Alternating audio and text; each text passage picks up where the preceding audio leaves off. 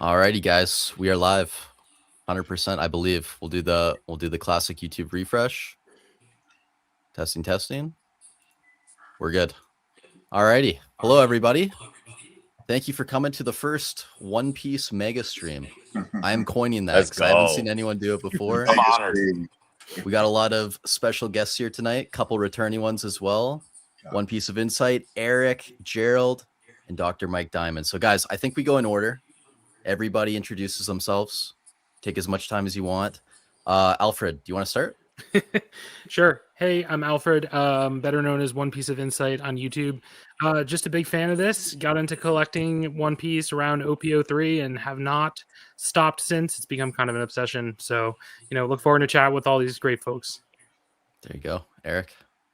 My name's Eric Osberg. I'm a baseball player. I was formerly with the Tampa Bay Rays for 7-8 years. Then I was in Milwaukee with Milwaukee Milkmen. And then now I'm in Banana Ball with the Loco Beach Coconuts. 10th year playing baseball, just riding it out as long as I can. And I found One Piece back in OP02, OP03, and became a massive fan of the IP. And I'd always been a collector. And I'm just honored to be in this room with these guys. These guys are the goats of the space. So happy to contribute anyway.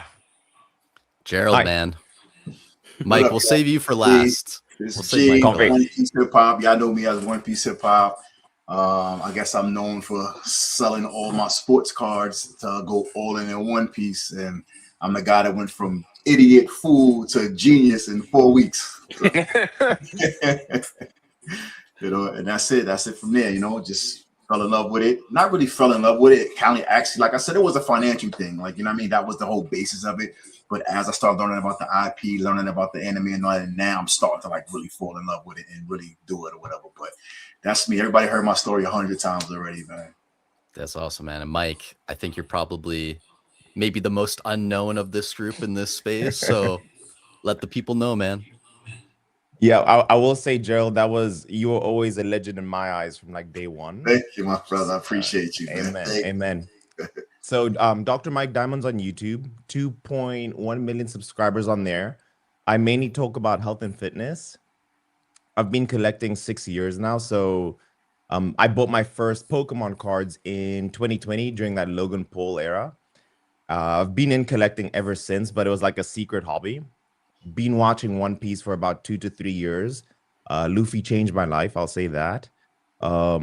Business owner, like that's my main 9 to 5, if we'll call it that. I coach executives and help them become healthier people. I'm a doctor by profession. And yeah, I love One Piece. I was watching Grayson when he had like 100 to 200 views, and now here we are. So this is a moment for me. Blessed to be here. One Piece of Insight. Love your stuff, Eric. I've watched your podcast, and I loved everything you had to share. And obviously, G, we've been communicating for close to a year now. So what a blessing, man. What a blessing. And by the way, anyone watching this too in chat, if you guys have questions for anybody, definitely feel free to leave them in chat, and I'm sure we'll have time to get to all of it. But guys, I didn't really have a huge plan for this, but I wanted to start out with OP17 because obviously it's the next set coming, highly anticipated. I might have differing opinions than some of you guys, so I'm curious what everyone's kind of thinking about OP17. I guess I'll start. It'll be the best set ever released. Best set ever released. Okay, that's spicy, Mike. The best set ever released. Gerald, what are you thinking, man? I like some of the cards I see. I like those gold SPs. I kind of like that Luffy Menger leader thing or whatever. That Zoro's card is crazy. I mean, being that as an anniversary set, it's going to be a loaded set. But I think that everybody knows the cat is out the bag. So it's not like OP13 where you was able to get it retail, this and that, and just blow up and explode. Like this thing is going to blow up from the rip. And I think they're going to print this thing through the moon. And I think it's not going to have that scarcity like OP05, OP9. And even, OP13 is getting printed through the moon now. But there was a time where but I think this one, they're going to just go. They're going to just let this thing print to death. So I don't really see it being, I don't know. I just don't see it. I just think everybody's going to just jump on it from the rip. And I just don't see the scarcity aspect of this set. Eric, I don't know. Do you guys see the price point for it? It's at $5,000, $5,200 for a case. for a case. That's what they're like. Pre-orders what they're selling for in Europe. And Europe is usually supposed to be cheaper. So if I'm not mistaken, the box is the same. OP13 and OP17 box prices are exactly the same as of right now, except one is 0 days old. I'm trying to bring it up on screen. I got a lot to say on this personally. Yeah, bring that up there. $4,600, man. No joke. There it is. That's too much. People are paying too. People are paying too. They're paying. People are paying. Yeah, this is to me, this is insane. But Eric, I'll let you cook first Well, before I. Here's what I think. So again, I've been here through all the anniversary releases, and this has been, in my opinion, the most hyped TCG set potentially of all time. Maybe I'm wrong, right? I never collected Pokemon as a kid, but through what my lens, this seems like the most hyped set of any IP ever released. And with that being said, like OP13 kind of snuck up on people, like Gerald kind of mentioned. Like OP13 was sort of like the apex, sort of like, oh my God, this is here, this is hype. And everybody who missed out on OP13 has been looking forward to OP17. So when you hype something up for a year, there's no way that everybody's going to be satisfied. And I've been a little bit bummed out by the response of the general community being like, oh, it's mid, oh, the manga's this, that. I think, I mean, when you go back and think about OP05, that set had 6 SPs. Only people really only care about the Nami.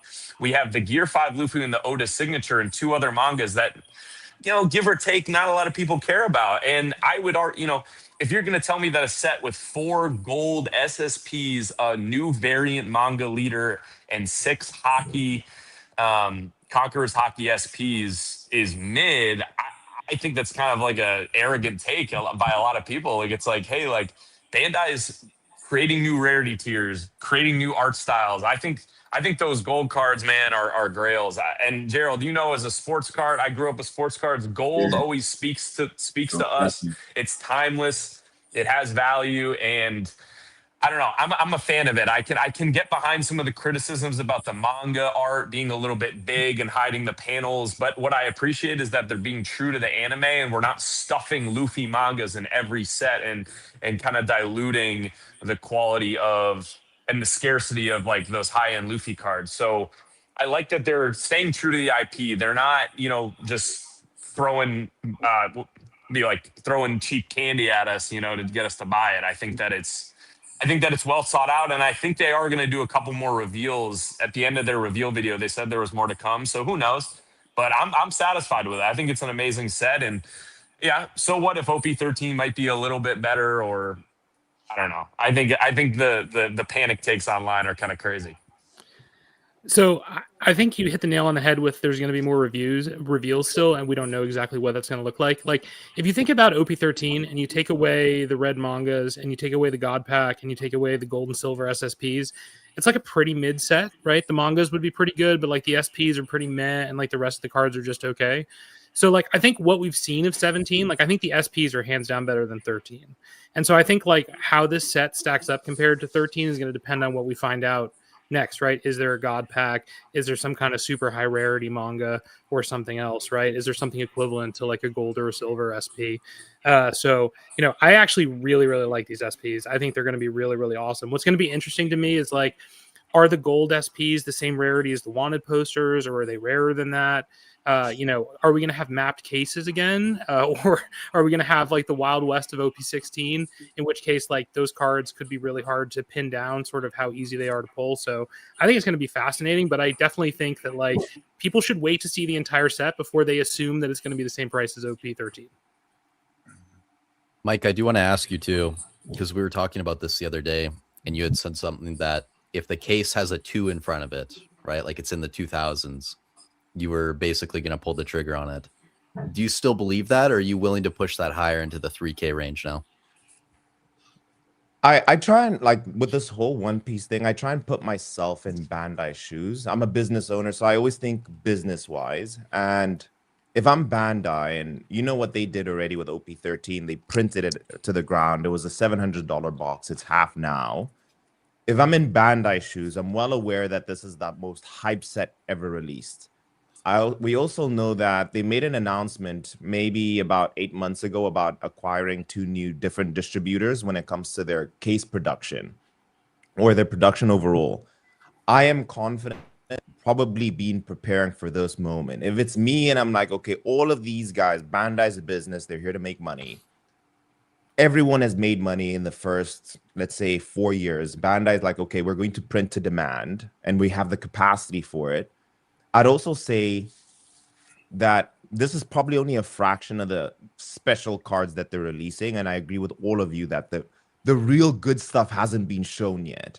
So I think right now it's at like $4,000, $5,000. They're gonna print it to the ground. I would wait for demand, for the supply to satiate that demand. So I'm probably gonna give it a month or two before I touch it. Me and my wife wanted to rip it off the gate, but it doesn't look like that's gonna happen. Day one.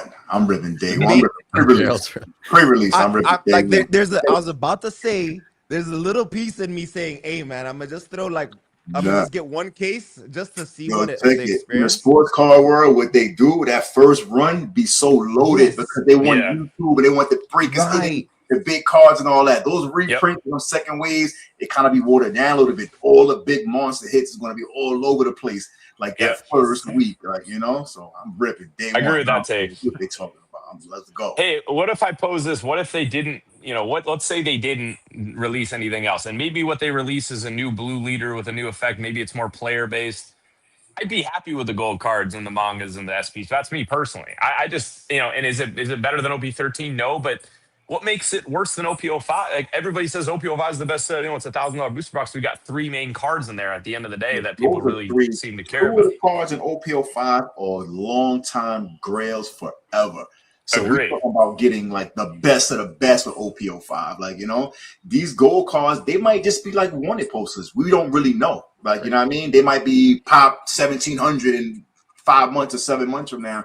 You just don't know. But if they are super scarce, then it is what it is. But I still think 13 is like just like probably the best set ever at this point with those red mangas, the God Pack, the wanted posters, the SPs, the error card ace. Like, I just think that thing is just like, that's a great set, in my personal opinion. I want to ask you, y'all, though, like, let's go back to when OP13 released. I remember because I had a conversation. I booked a call with Grayson. For all of you guys who want to join, I'm going to shill Grayson. Like, book that call if you're new to OP. Book that call because Grayson made me so much money. Add over, but I would say this. When I spoke to Grayson about it, he was like, you know what? You can get a case. Like, get a case of OP13. I don't think anyone had an understanding of what those cards would be. And I don't even think people were after like the red manga. No one understood it until that first sale on eBay happened of 15K. And then everyone started paying attention. So I think once the cards come out, there's a few graded and you start seeing what someone's going to pay for those gold SPs.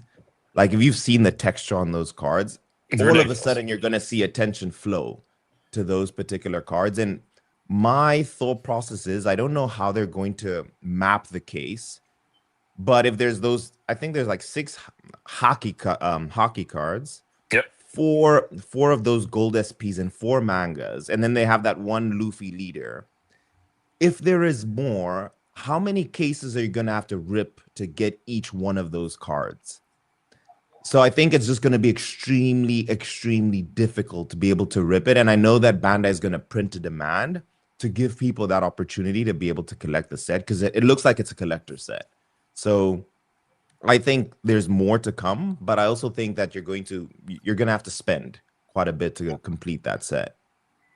Here's my issue with 17, right? I do think a lot of the cards look great. Don't get me wrong. I think from a collectability aspect, Bandai's knocked out of the park again.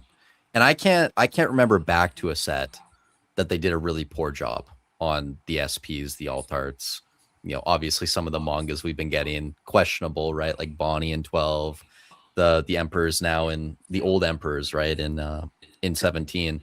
My issue is from an investment standpoint, if you're paying $400 a box for this, and objectively what we know so far is worse than OP13, what do you expect to come? And maybe you guys will let me know what you think.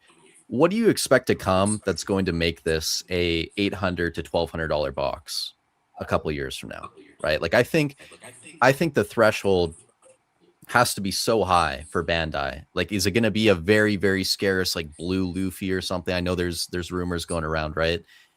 To me, it just seems unrealistic to be paying this much for 17. And I think people are going to get burned. I said the same thing about EBO3. I caught so much flack for it. I just think it's overhyped, right? Even though the cards are great. And especially too, like if those gold SPs are not very rare, maybe Alfred can talk to this and let us know what he thinks about what those pull rates are going to be.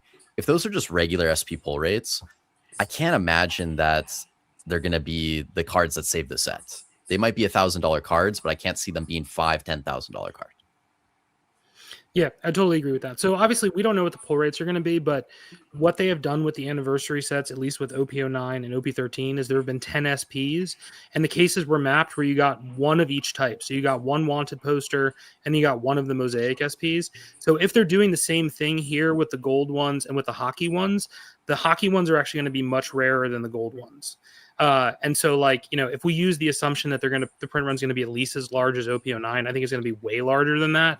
That would put the population of the gold ones around 10K and the mosaic ones, you know, in the 6,500, I think, ish range. And so, like, particularly the gold one, by the standard of SPs, that's actually quite common. And I think they're going to print it way beyond what OP09 is. So if they chose to do it the same way, and that's a big if, we don't know that at all, but if they chose to do it the way they've done it previously, it will actually be a fairly common card. I think there'll be a lot of demand for it. But like, as you said, I could see it being $1,000 card, but like, it's definitely, I don't see it being a $5,000 card. Me personally would be shocked if they made those gold cards common. I would just be surprised because there's so much more detail, and like that compared to a wanted poster just doesn't feel like the same to me as far as like value wise, and the fact that they're emperors. But you know, I just feel my whole argument is, when I've told my buddies, is like how people were going to be disappointed with this set regardless. People have been hyping it. It's been overhyped for a year. You know, So like true. there was no way. Like, how does Bandai just keep one upping themselves every Yeah. set? You know, like how can you expect them to do that? They're not going to please everybody. I am curious about the print to demand. Like this set, I actually pre-ordered some blister packs through GameStop, just like what I got are available to me here in Georgia.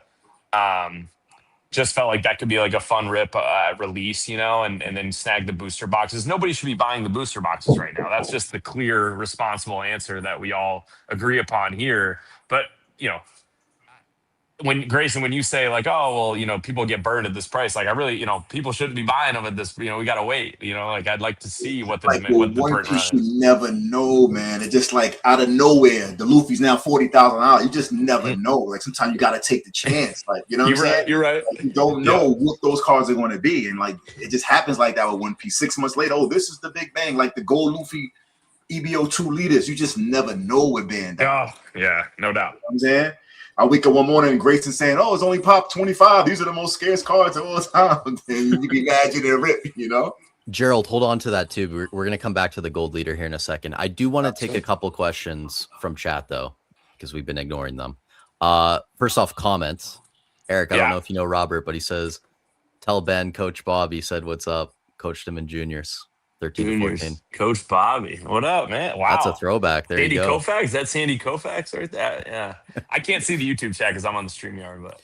Torgan also says, who of you 5 has Buggy becoming king of the pirates? I think it would have to be me, right? Yeah. I feel like I'm kind of, you know, Buggy fan. fan You love Buggy. Yeah.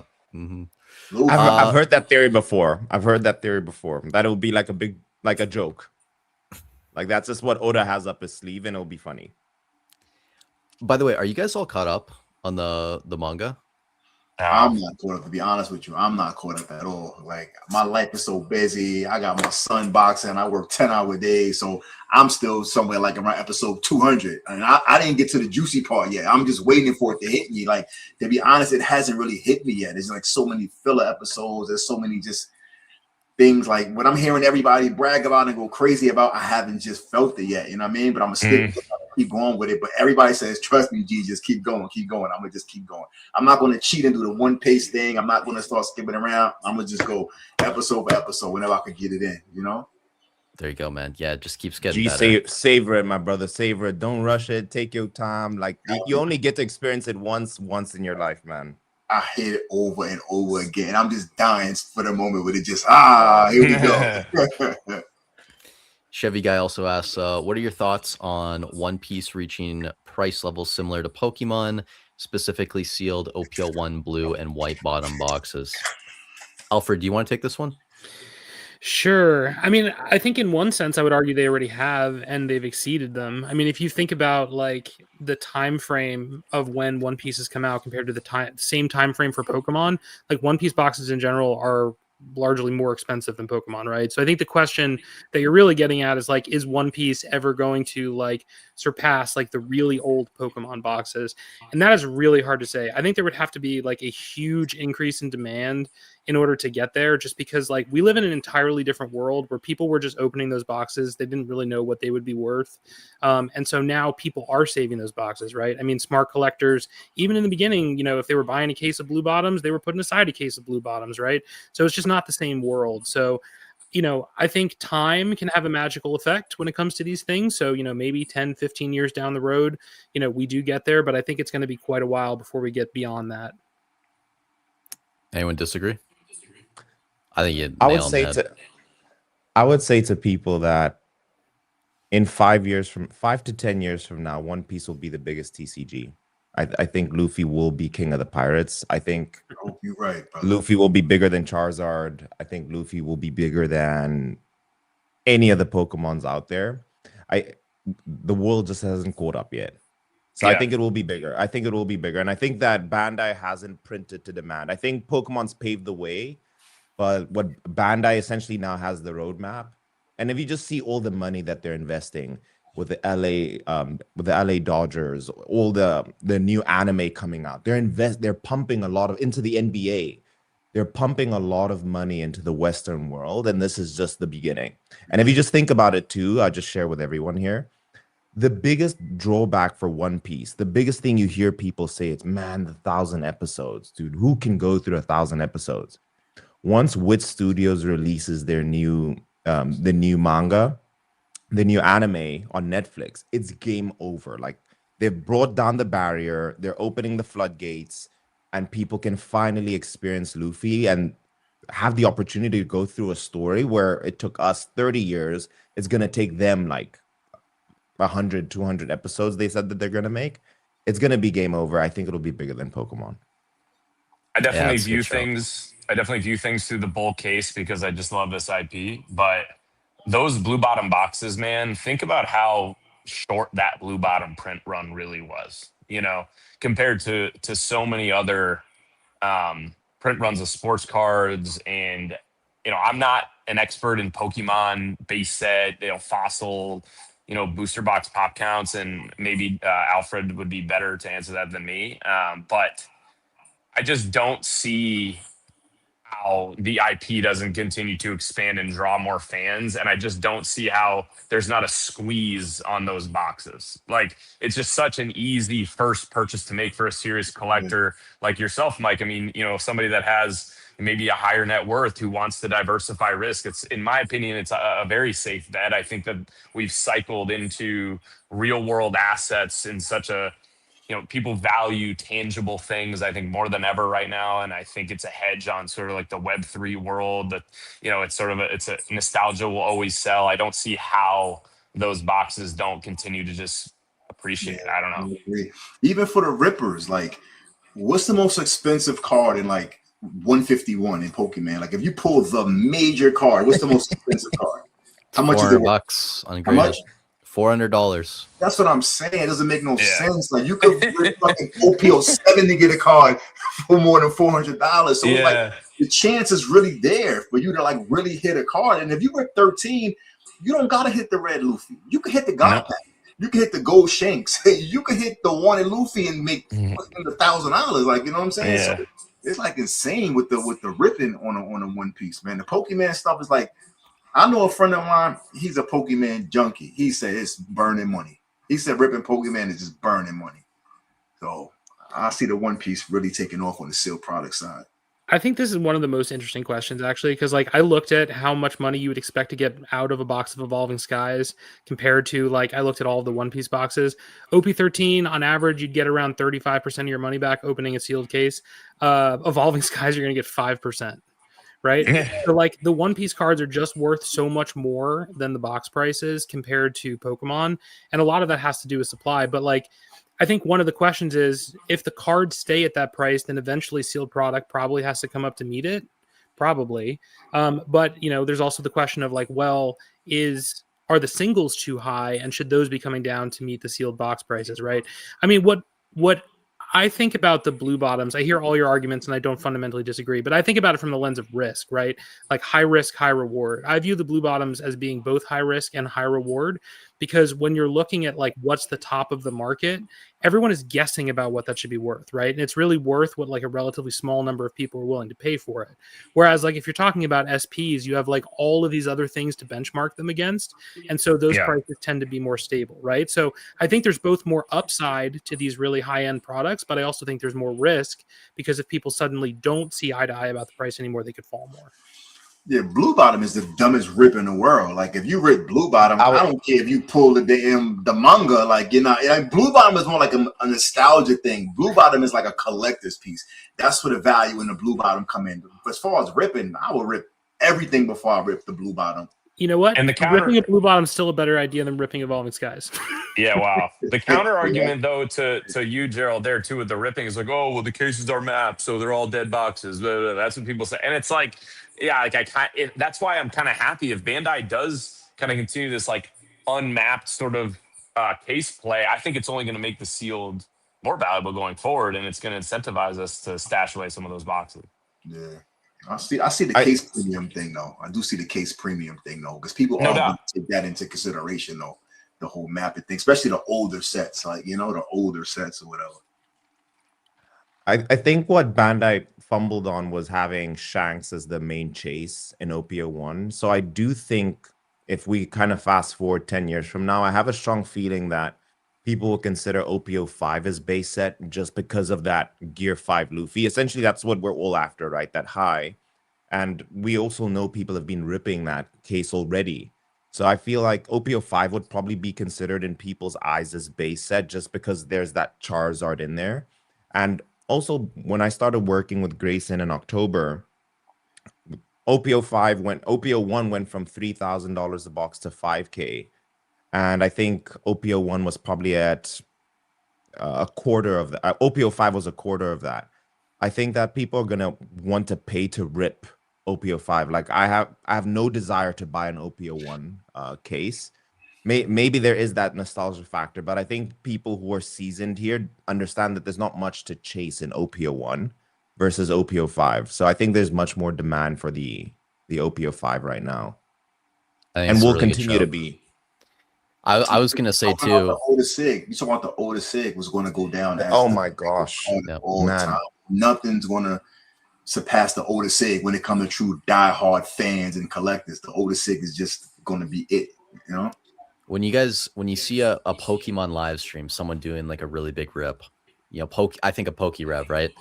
His most popular stream was opening the first edition base set box. But you're right, there was the Charizard in there, the Blastoise, the Venusaur, like the characters. Whereas Romance Dawn, I don't think people are going to have nostalgia for that. But OPO5 being that first set, Gear 5 Luffy, which who knows, like maybe Luffy's going to, transform in the future, have another level up.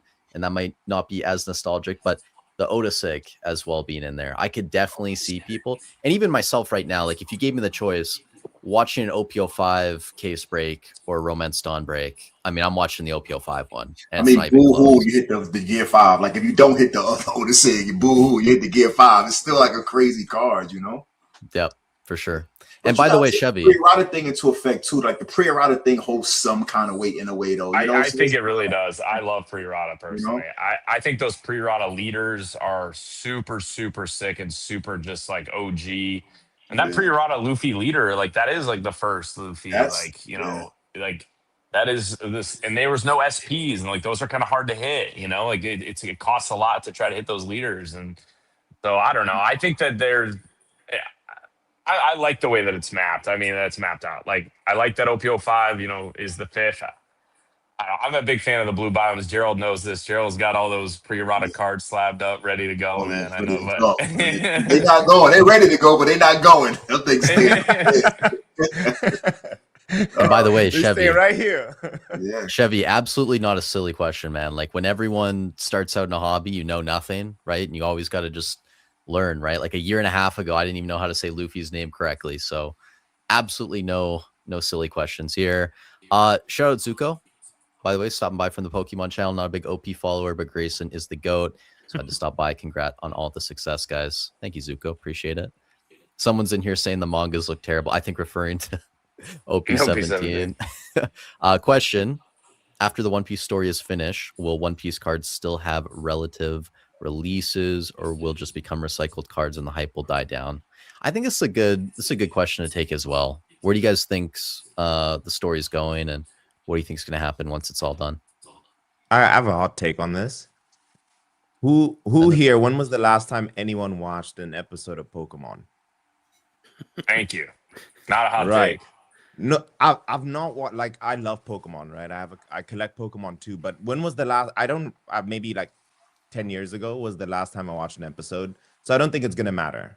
I don't think it's gonna matter. I think that it might actually increase the value increase the value of all the cards because of that nostalgia factor. One Piece doesn't have that yet, where it's nostalgia factor. Right now, when people sell Pokemon cards, they're like, man, this meant something to me. This character meant something to me. Right now, you have people trading the Luffy cards or the Zoros, and they don't have that attachment. But picture when it is done, and people are like, man, I remember watching Luffy's story in this part of my life. So I think it's actually going to increase the value of all the cards if it does come to an end. But I'd also say that it's been 30 years. We're here now. Like, Oda trolls as well. Like, wishing him all the health. I hope he's around for 30 more. Imagine he continues writing the story. I hope it never ends. So I personally think we're moving into Star Wars territory where like you're eventually going to have the main story end and then we're just going to see spin-offs forever. I think they've already started to do that. Like, you have the Lego series that's coming out with Usopp, you have the heroines. I think they're testing like different concepts to expand the world, which I think is going to be great. So I think that like, as you all pointed out, all the investments that they're making in the Western world, like that's to sow a seed for what's going to come next. I don't think there's any chance that the story ends when the main story ends. Yeah, no shot. I've had this question. Everybody would ask me this, like, "Oh, Eric, you're an idiot. Like, that's gonna end, and then nobody's gonna care." And I'm like, dude, like, you don't know how big this IP is, and there's no way. They're not gonna just end. Like, there's so many different avenues they can go down for stories and touch on characters that people liked that maybe didn't get a shine in some way. Maybe they go into their backstory, and that's only gonna help, increase the likability and like library of character desire for buyers. At the end of the day, it's a golden goose IP. There's just no way. So that's just my take on it. I just think TCG in a whole is just exploding. So I feel like they all going to end. Pokemon, One Piece, Naruto, Gundam, all the new ones, they're all going to end one day. But TCG is just a new wave. TCG is taking over. TCG shut down PSA. You know what I mean? Like, I see the sports guys in the comments like, well, if you guys separate TCG, everything will be okay. Like, now you got the sports car guys complaining about the stuff they used to laugh at 7 years and go 8 years. Yeah. So the TCG world just exploded and exploded. We should want it to grow. We should want Naruto to go to the top. We should want Gundam to blow. We should want them all to blow because it just means TCG in general is going to just survive. And as far as like it ending, like who here ever seen Hogan's Wagner play that baseball, or Mickey Mantle play baseball, or Babe Ruth play baseball? And those are the most expensive cards. Like, so everything ends, but the value's still going to be there. Alfred, I want to get your take on this too, man. Bullish on the round 1 packs. Dude, I was literally just having this conversation with my wife because like I just picked them up today and I don't know what to do with them. Like seeing these prices, like I'm very tempted to sell. Like I think they're really, really fun, but like not having seen them in person, I haven't like grown like super attached to them yet, right? Because I haven't opened the pack. So I don't know. I think we're in a little bit of silly season with like some of these promos. I understand that the round 1 ones are pretty rare and that they've announced a second wave. We don't know if there's going to be future waves. We don't know how big the Japanese population is going to be, right? So I think if people are spending $1,000 on like the Luffy card, like that strikes me as a lot. But I honestly don't know. I think those cards are super sick. Is it on TCG Player yet? No. Yeah, I'll try and pull it up. I'm so damn busy like with games and like I'm so frustrated that I can't like I actually looked up today before this when the phase 2 or the wave 2, I think they call it phase 2 Yeah. with that, but when the phase 2 is going to be active, I think it's August 2nd to the 8th or something. Am I right? And I can go. So I need to. I actually think these are beautiful cards. I think these are striking. I think they're different. I think that, and I think that the fact that there's 10 of them, I'm very into these. I'm going to try to be making a play on the wave 2 to go pick up in person. If I got to drive to Atlanta, I might have to, which is 5 hours away. But Get it. I'm just all promoed out, to be honest with you. If I see another Yeah. promo, I might just jump out the damn window. I'm just Yeah, I'm no with doubt. you. at this point. I'm with you, G. Me I'm too. with you. I'm struggling already. I can't throw promos onto that struggle. Yeah, I'm not even paying no mind. Like with the round 1, okay, the Luffy and the Zoro. I mean, if you could get those, get those. But to go try to complete the whole set of everything, it's just like it's too much at this point, you know. What do you guys think about like because I am a little promoed out myself, and I've never had the experience of going to get a promo in person just because of my career and busyness, but like do you guys agree that kind of staying in the main set chases is kind of the way to live? Because that's where I stand, and I kind of feel like the main set chases are always going to be the common low hanging fruit for people that they want to chase them. So I always feel like kind of getting into those first is always the move. I'm curious what you guys kind of feel about that. I think the main chase stuff for me is always going to be liquid. Like the core I agree. fans, Okay. the core One Piece collectors are going to want the SPs and going to want the mangas and stuff like that. Then you have the niche guys, but the liquid stuff, if you need a quick $3,000, $2,500, like the main set stuff is probably going to be the stuff that you could just walk into any card show and just dump off like nothing, you know?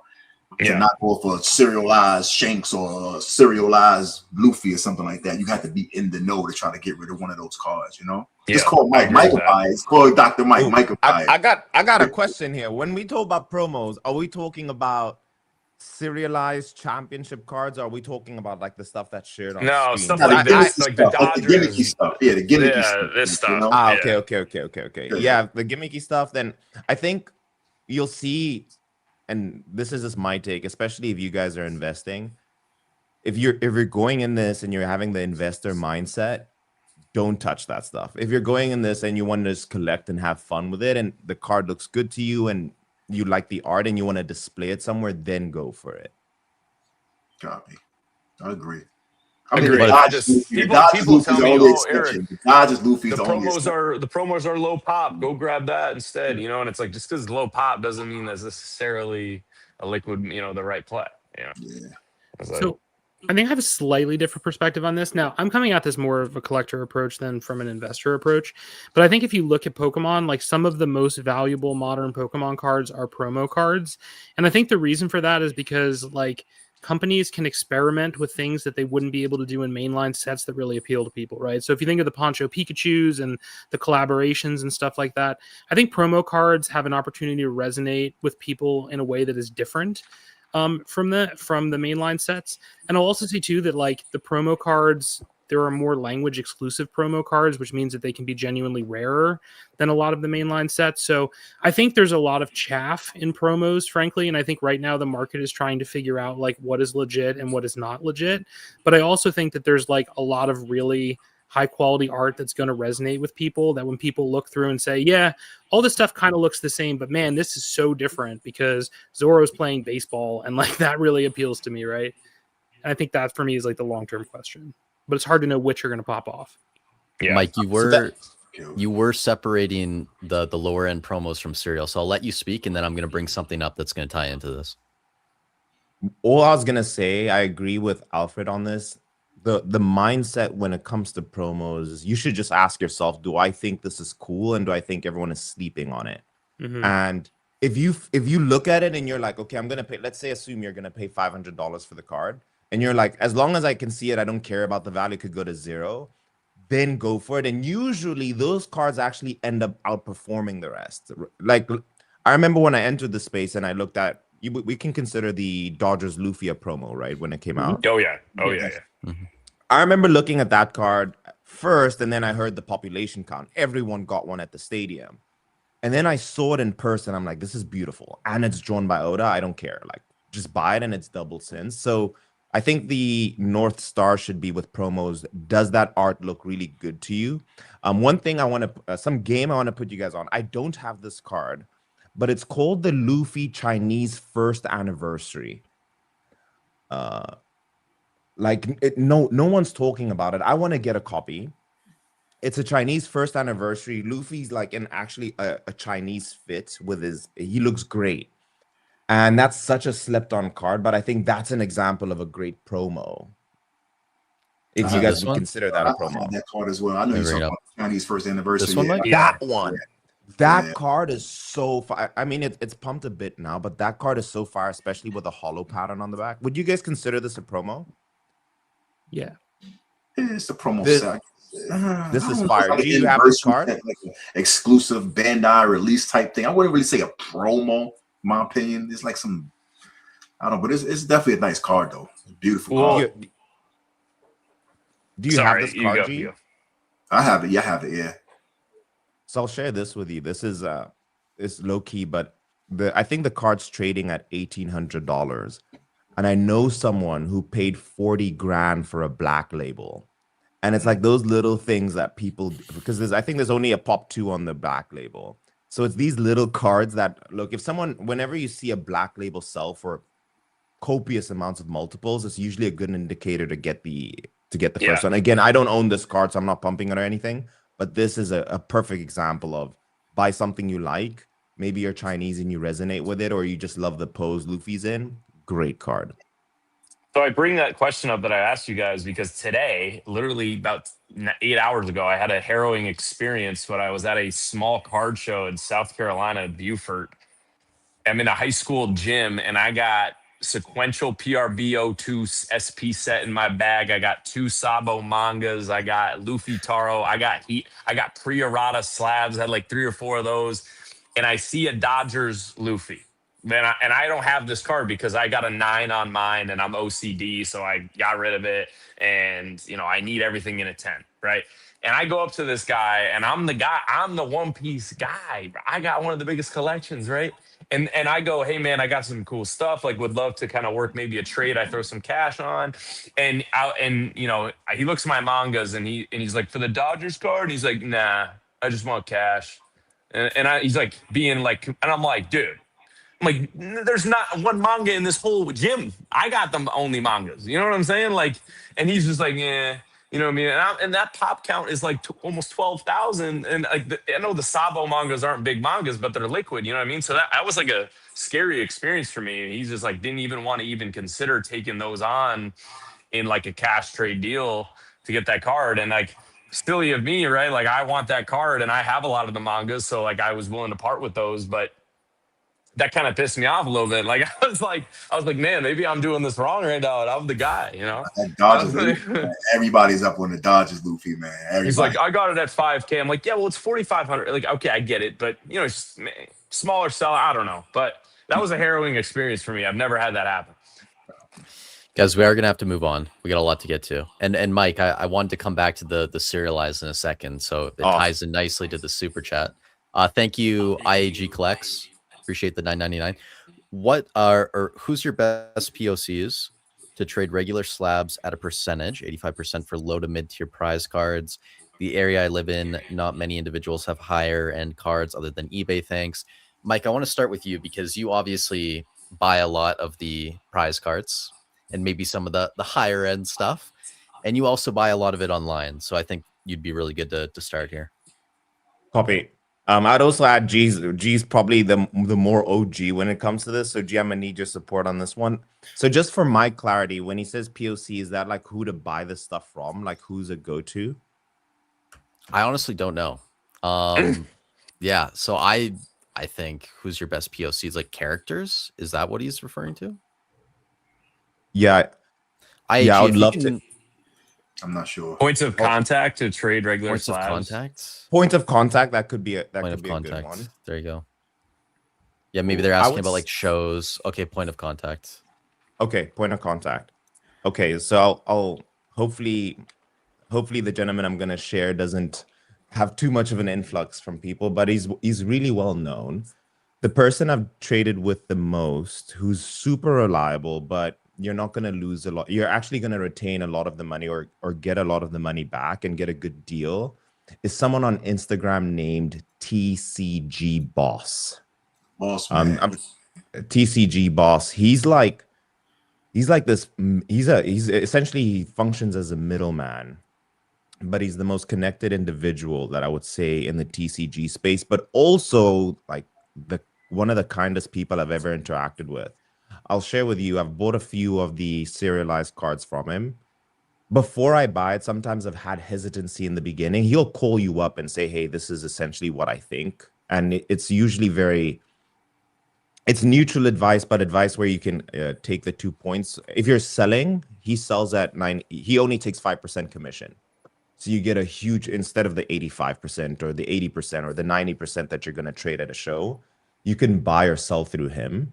He will verify you before in terms of doing deals. So TCG Boss is my main point of contact. And then there's a few others, but I would say that for the general public, he's probably the face of the guy you need to chat to. He'll find you the cards too if he doesn't have them. Have you bought with him before, G? No, I speak to him a lot. Sometimes I'll DM him when he have some stuff like that. Every now and then I try to get something. He'd be like, somebody just bought it. I'm like, oh fuck, I just lost. Excuse my language. God, I lost it. You know what I mean? But his cards, they go. He put them up there. They go. You got to get in touch with them ASAP, or them things gone. Yes, sir. If he does see you're serious, you just tell him what card you're after. And before, like sometimes, if he sees like you're serious, and before he lists them, he'll be like, hey, this is what the seller's gonna ask. He'll text you for it. So G, if you have that scenario, like let's say you're after Gear 5, BGS 10, he'll be like, okay, if I find one, I'll let you know before it comes to market. So TCG Boss is a good point of contact. Mike, I guess building on that, kind of just following up on the second part of his question, because he's looking at low to mid-tier prize cards. Would you even recommend low to mid-tier? Would there be any reason they should maybe look to some of the higher end stuff? Okay. So I think the first question is, what are we considering low to mid tier? Right. That would be the first question in terms of price point, because everyone has a different sense of low to mid tier. In my experience in the TCG space, and I think this is something I want to share. Alfred, I love your videos, and I think we might have opposing takes here.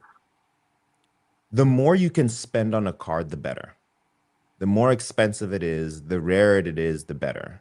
And the simple idea is like, let's assume there's a pop 100 of a card.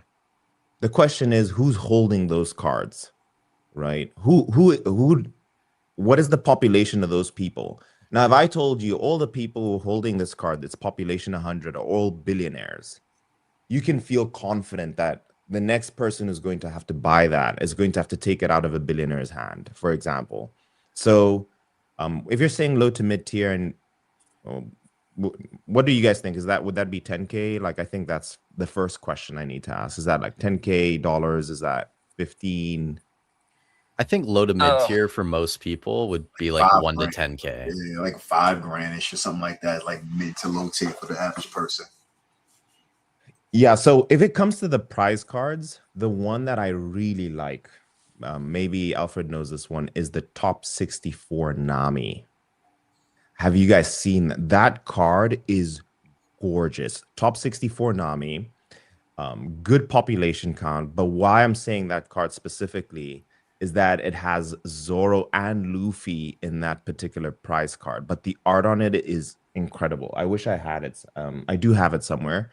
But maybe if you could pull that up, Grayson, that card is gorgeous. Maybe if you guys give me a second, I can show you, but that card is beautiful. That's what I'd go for. I think it's selling for $4,500. Yeah. That won't go down. That won't go down. The demand for it is so high. That's honestly card. The only prize card I've ever seriously thought about buying. So I agree with you. It's just such a beautiful card. In the glory days, I paid like $330 for that card. No way. Oh my god. Gee, you gotta text the boy before you buy these cards, man. That was like a year and a half. The glory days, no more. The gig is up, man. The gig is up. One Piece now, man. Yeah. You can see Zoro and Luffy at the back, and it's almost like the beginning of their journey together. Zoro's doing its class. It gives me this feeling of like the bubble Zoro. You know, people love that card because it's a representation of the relationship between Zoro and Sanji, yeah. Sanji. I think this card is such a representation of the relationship between Zoro, Nami, and Luffy. Gorgeous card. I'm gonna see if I can pull it up just to show you guys in person. It's so beautiful. Gerald, what do you think, man? Or Alfred, Eric, if you guys want to jump in, any other prize cards they should be looking at? The prize. I would go shit. Me personally, I would go with 3 Admirals. The first set, those still relatively cheap, and those are historic. I would go with the first, the top 64, the top 32, the top 16, the Kuzan, what's the other one? Barcelino, or what's the other one? Sakazuki. Yeah. I would go with those 3. To be honest with you, those are all roughly. Some of those are still like $2,700. You could probably find the Kuzan for like $3,000. Those are ones I would go to as far as mid to low tier, and those are like history. Those are like the first ones, like, you know. Yo, Gerald, we're so connected. Look what I have in my hand. Is this the one you're talking about? Exactly, that's the set right there. That's what I would go for. These are gorgeous. So this came out in 2023. These actually came out before the 700 serial Luffy's. So this is the Borsalino. This is the Sakazuki Championship. And then this is the Kuzan. This one in BGS is Pop 17 on this one. But like the trio set, I think you're so right, Gerald. This trio set like this, very, very fire. That's how you can't beat that for the price point. You can't really beat it for the price. And then the Nami I was talking about was this one. The top 64 Nami is this one right here. Again, this might seem like shilling, but the artwork on this with Luffy and Zoro at the back. Oh man, Luffy laughing, Zoro sleeping, classic. Yeah, it's a dope card. It's a dope card. And it might be Nami's first prize card, if I'm not mistaken, right? Is that Nami's first prize card? So I'll definitely jump on that. Definitely jump on that. I think so. Yeah. Someone wanted to know if we could cover Beckett versus PSA grading right now. I guess they're curious about the backlog and stuff. Do any of you guys have cards at grading? I have like 90 cards right now waiting to come back. It didn't even put it in the system yet. It's not even in the system. They said they received it, but they're still working on stuff from like, I guess they some on May and April and all that. It's not even in the system yet. So I'm looking at like January, February next year before I get my cards back. Yeah, I got a bunch of big cards at PSA personally, and I'm a PSA defender personally. Like a lot of people, again, the online hate for PSA. I understand the upcharge frustration, but I started with PSA when I graded One Piece, and one thing that I'm considering is this whole MBA diamond authentication. And Grayson, we were touching on this a couple weeks ago about sort of like, does that have long-term value? I'm starting to like get into that trench a little bit. Alfred, I don't know if you know about MBA and the diamond certifications with the silver, gold, and black.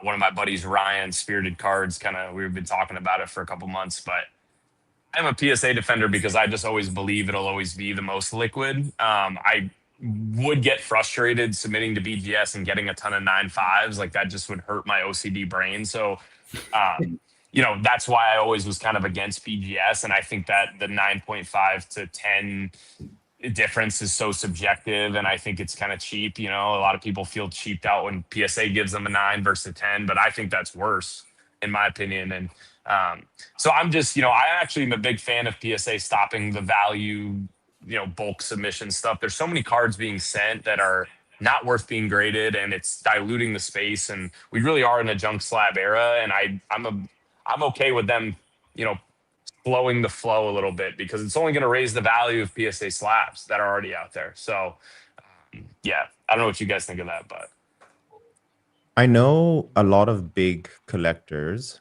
or essentially the people who sell to the big collectors. So for Torgun, LOL, what they do is this.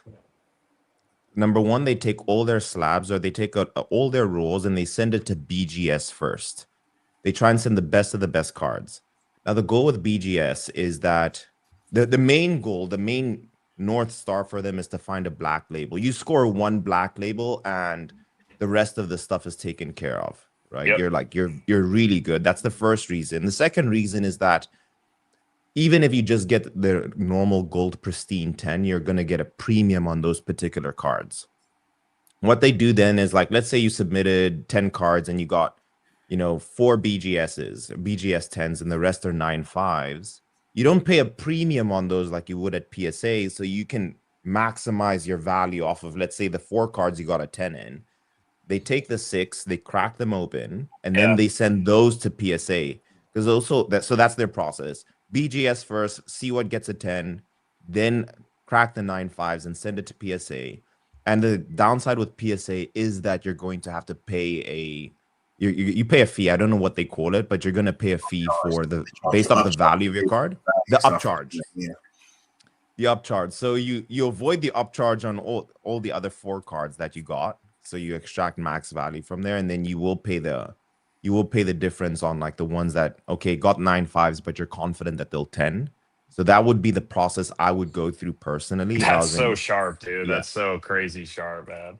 Right. That's so sharp. I like everything the same, but like that is when you're talking about value and investing, that's ridiculously sharp, man. That's the whole game. Slabs. I just can't stand those Beckett slabs. They so big. I know. It's the best slab in the game. When it comes to PSA, I'm like the system you have now in the back of PSA. Like, they have that ugly film at the back of PSA where it looks like your card's doing a wave. Yeah, now. Some do, some don't. I don't mind it. I don't mind it. When it comes to PSA, I'm in a love-hate relationship. I'm like the sister you have. Leave him alone. He's no good. He's cheating on you. He's taking all your money. And she's like, but I love him. Like, what I mean? I'm in that situation with PSA. I think the interesting thing to ask too is, Mike, you love Beckett slabs. I agree with you. If you ask most people what would they rather have in their collection, a BGS 10 or a PSA 10, I would think the majority of people are going to say Beckett, especially in One Piece.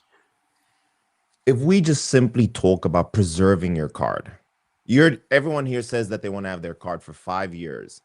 Man, when you put the card in PSA and it's banging on the side to side, years pass. And I've seen people lose value because sometimes if you resubmit a card and PSA, they gave you a 10 in the beginning and PSA sees it's a 9 and you resubmit it because it got cracked or something, they're going to downgrade the value.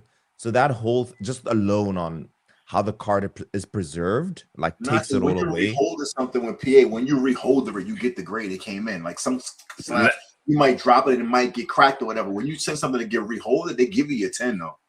That's why they put that film in there too.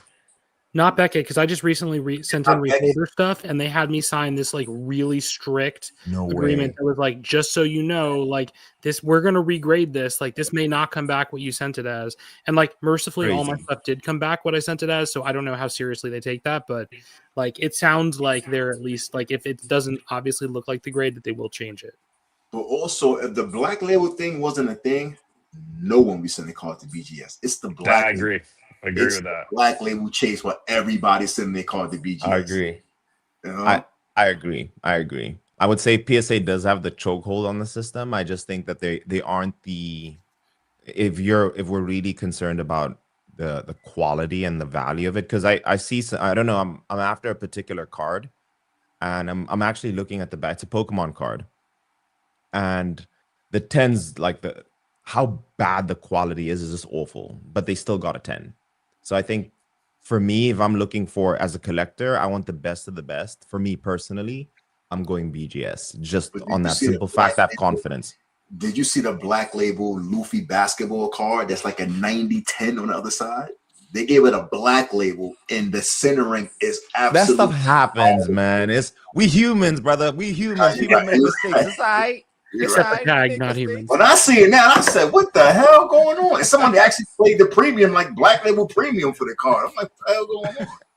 Okay, so I'm pretty anti PSA for like a lot of reasons. I super understand why people grade with PSA who really care about liquidity, but like I've run all the numbers basically on like how hard it is when you grade yourself to get specific grades, and so like to Dr. Mike's point, if you like actually care about quality, like if that's the thing you're most concerned about as opposed to like liquidity, like it's not like Pokemon where getting a PSA 10 is really a significant grade.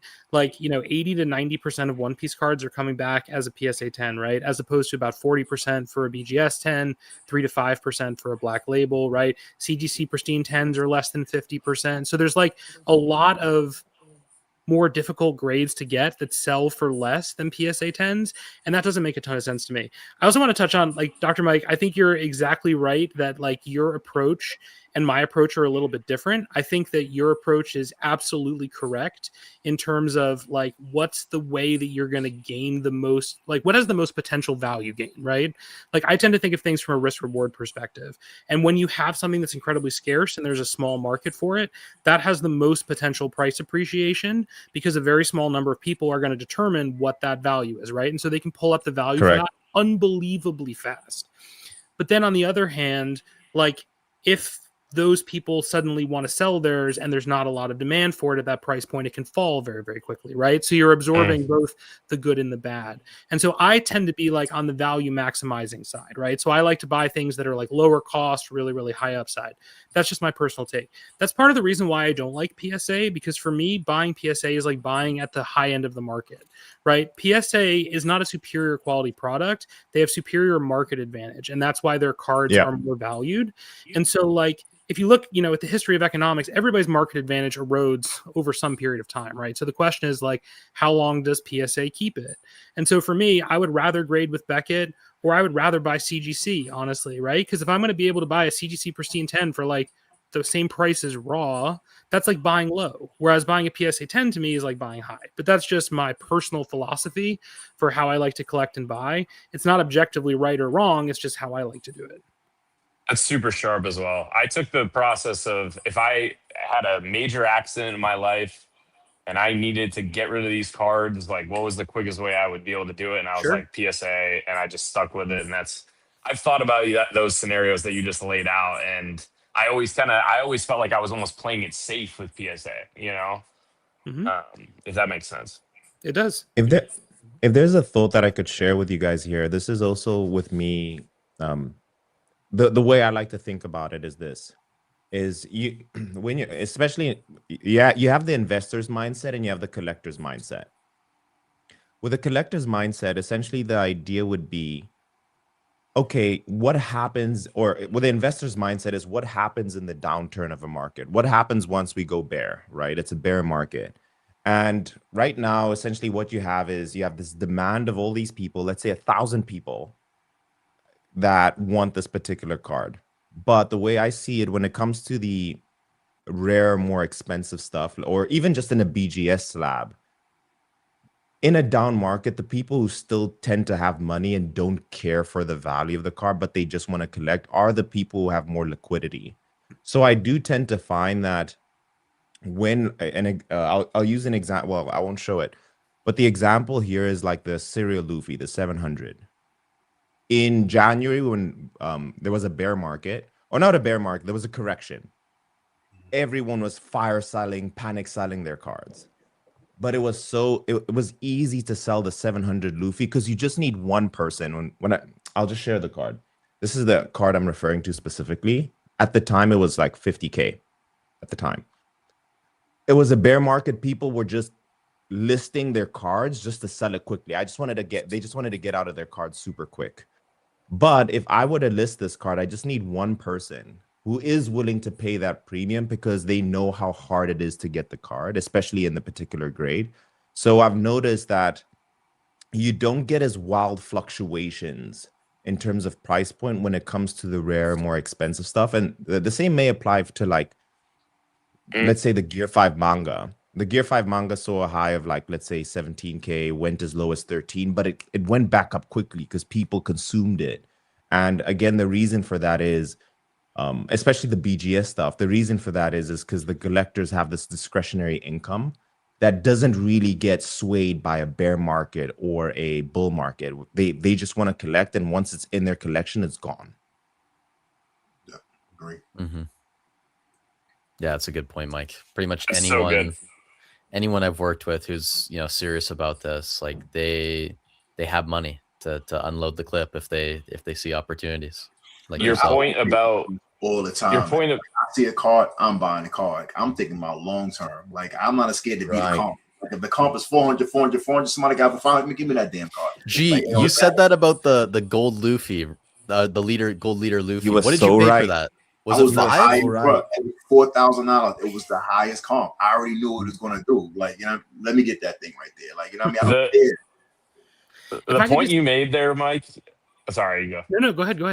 The point you made there, Mike, about hey, it dropped to 13, but it was consumed. The one of my main thesis points of why I love One Piece and why I love investing in this IP is because the print runs are so short, we're almost like protected on the high end cards. Because I do believe a lot of these One Piece cards, the gold SSP Luffy, silver SSP Luffy, even naming some of the main set chase cards, which you can't say for Pokemon, would be name your price assets in the future. Like I believe that a lot of these high end cards, the tournament stuff, the high end mangas and SSPs find their final destination collector and they're off the market. They're almost depreciating assets in a sense, even though the whole thesis behind sealed, it's depreciating. A lot of these cards, I believe, they won't sell. They'll sell once a month, and it's like, hey, you have to pay that 10% premium to get it if you really want it in your collection. And that's why I think this is a unicorn IP.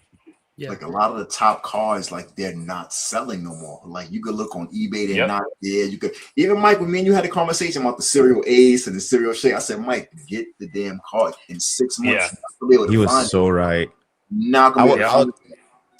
I would say that to G. He was so right. I'll just add this too, just for anybody, is that I know that we're all pirates, right? We all see how like pirates operate. There are people who are willing to defend the price of a particular card. They will defend, and they have the income to do it. They have the income. So with a lot of these cards that you see the price for, they don't fall under because the person has, hypothetically, I'm not saying, the person may have $1 million invested in it, right? They might have 10M in the bank and they don't mind investing another mil if they see the number come down, and they'll defend that card happily. Versus the other lower end cards. So I think that's the one advantage of being in One Piece right now. For everyone who's watching, this is we call it we call it, what's the opposite of modern? Vintage? This is the vintage era. We are right now in the vintage era of One Piece. When everyone was like, Mike, you about to get beat up, Mike. These vintage guys out there, they talking about the 2000, 2001. You about to get beat up. Forget all of that. Vintage, man. Forget all of that. Forget He's all right. of that. Kobe, that's my man Kobe out there. Kobe, don't get him. Kobe. That's my guy Mike, man. Those cars too dusty, and there's not enough people who even know that they exist. Forget all of that. I'm telling you, you're in the vintage era. I think like once we get past OP20, people are gonna be like, man, that OP1 to 20 era was like the era. I think everyone who's getting to buy now, if you just buy now and forget about it, you're gonna be so happy, irrespective of what happens in the short term. Yeah. So I do think just to conclude the idea, the way that Alfred is going about investing is also like that's the perfect way to do it as well, because that's how I started. That's definitely how I started. And a lot of the times for anybody, it's just about getting your foot in the game and understanding the mechanics. Like my first cards that I bought were all PSA 9s. Right, it was like the PSA 9 base set, Charizard's base set, mistake. But those cards all maintain their value. It took a bit longer, but maximizing value that way also works. So there's a space for everybody. Yeah, so first, I think your thesis is exactly right. The only two things that I would add is one, I think we're moving into a slightly new world where we have sort of like institutional investment that have different incentives from collectors. It's coming. Right? It's coming. And so, when you see things like, oh, this fund bought up like thousands of Bubble Mews or whatever, right? How does that affect the market? And if we're assuming that those cards are in collectors' hands versus they're in a fund that needs to sell when they need liquidity, like the way the market is going to behave is a little bit different. And the other thing I would say too is I super agree with the argument about scarcity. Like I think the play on the gold SP leaders was brilliant. Like, my estimate is that there's like 400 to 500 of those, right? And like no matter, like even if the game shrunk, like the number of people who are going to want those cards and the number that exists just do not align, right? like for me the question becomes like, how rare does something have to be for it to be bulletproof, right? Like, you know, if the red manga Luffy is like 1200, is that rare enough? You know, one of the cards that concerns me a little bit of its current price is like the Gear 5 manga, because I think there's like between 4,000 and 5,000 of those, right? Which is like a pretty big number in the world of One Piece, right? So like that is a card that could sell quite a bit during a downturn, right? So that feels like there's more potential for volatility there, right? You know, especially if we ever get a Gear 6 Luffy or whatever, right? So my point is that like I think the thesis is absolutely sound. I just think that like we're moving into a new world where some of those assumptions might need to be challenged. And I also like have not yet figured out how rare something needs to be for that to be true within this space, even though I agree with the premise generally, if that makes sense. Good Just, shout. I would say my number would be, just to answer that, Alfred, what I would think is a good number is like between 200 and 300, where it's just rare enough. Anything lower than that, and it's not enough for people to be excited about it, enough people to say, hey, let me get on this. But I think the number like 200 to 300, and when I say that, I mean like maybe just BGS population, and then let's say PSA also 200 to 300. I think it's enough where we can talk about it and it's something we can all be excited about, and no one feels excluded, but enough for people to fear this loss aversion. If they sell it, that's essentially where the value comes in. Is you look at the card, you know, like the moment it leaves my hand, I may never see it again. That loss aversion feeling is what you want people to feel. Absolutely. So I think Yeah. 200 to 300. Absolutely. Dude, such a good point. A lot of the athletes that I talk to who like don't study this like I study, like I'm on here with you guys. I'm studying every day. I'm watching you, Alfred. I'm looking up stuff on my own. I'm studying. These guys, like when it comes to the tournament cards, like if they don't know, like they're like, well, what tournament? When it's cool looking, you know what I mean? Like they don't. Those sort of niche stuff, like at least, you know, I'm talking to like when I'm educating some of these guys that have some money on the side that they can invest, they're like, but oh, that gold SSP, or oh, that manga, like that's why I brought that point about the main set chases. Like if the pop count is too low, it's almost who knows about it. You know what I mean? Like if it's big dogs, they want. Well, look, let's boil it down then, okay? While we're on this. this topic, for all of you guys, this is coming from You Try Die. Interesting name on YouTube. What's your guys' favorite card that you wouldn't let go of then? Like if you had to pick one to kind of fall into this category of, you know, grail chases that you want in your collection, what would it be? Oh, that's a good question.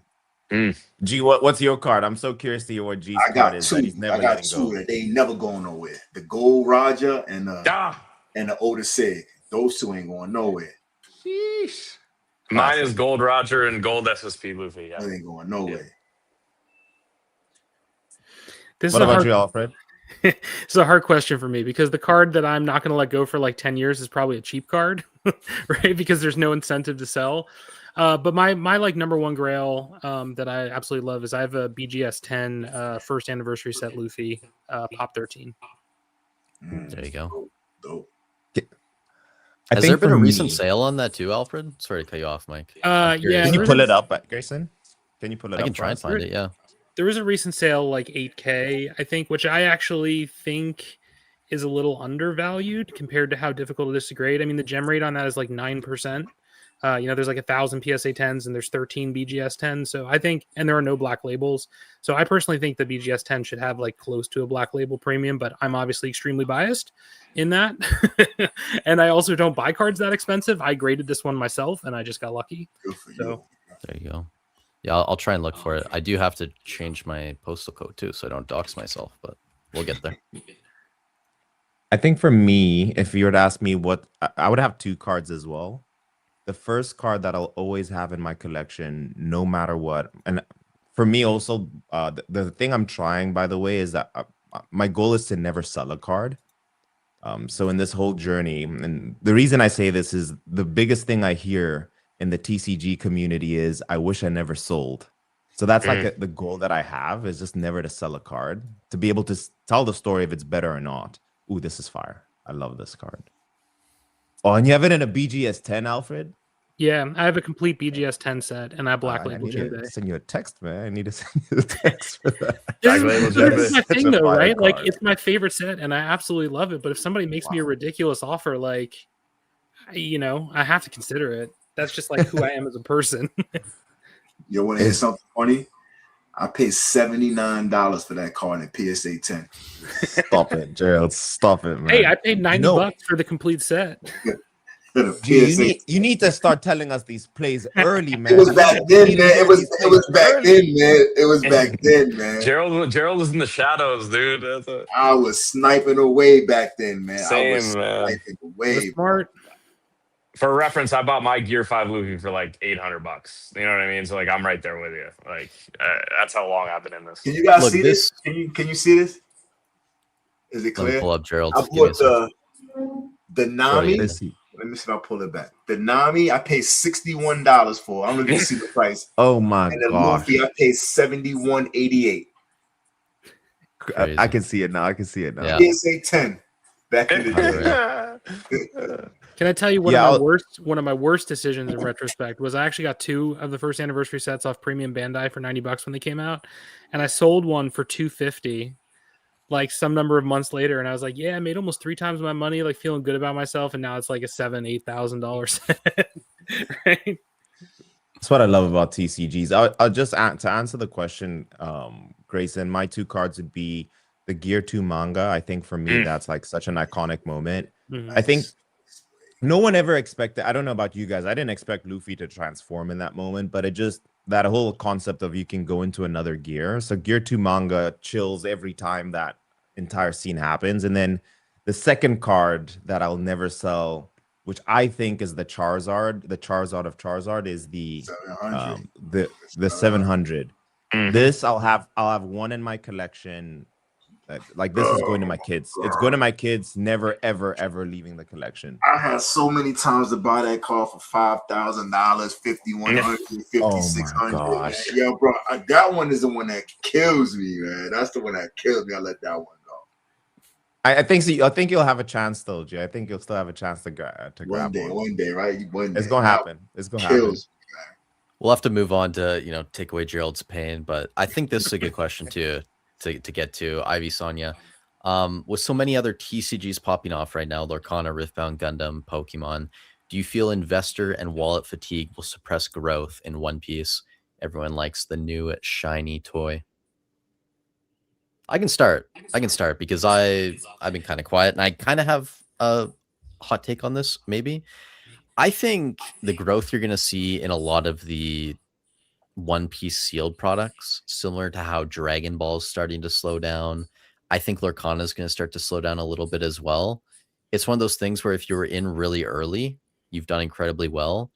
But as the game becomes more mainstream and it really does become solidified as one of like the top games and also looked at as an asset, you can't expect to have the same growth on even the top slabs too. I think eventually you're going to start to see slower growth on them compared to something that's newer that hasn't really been found yet.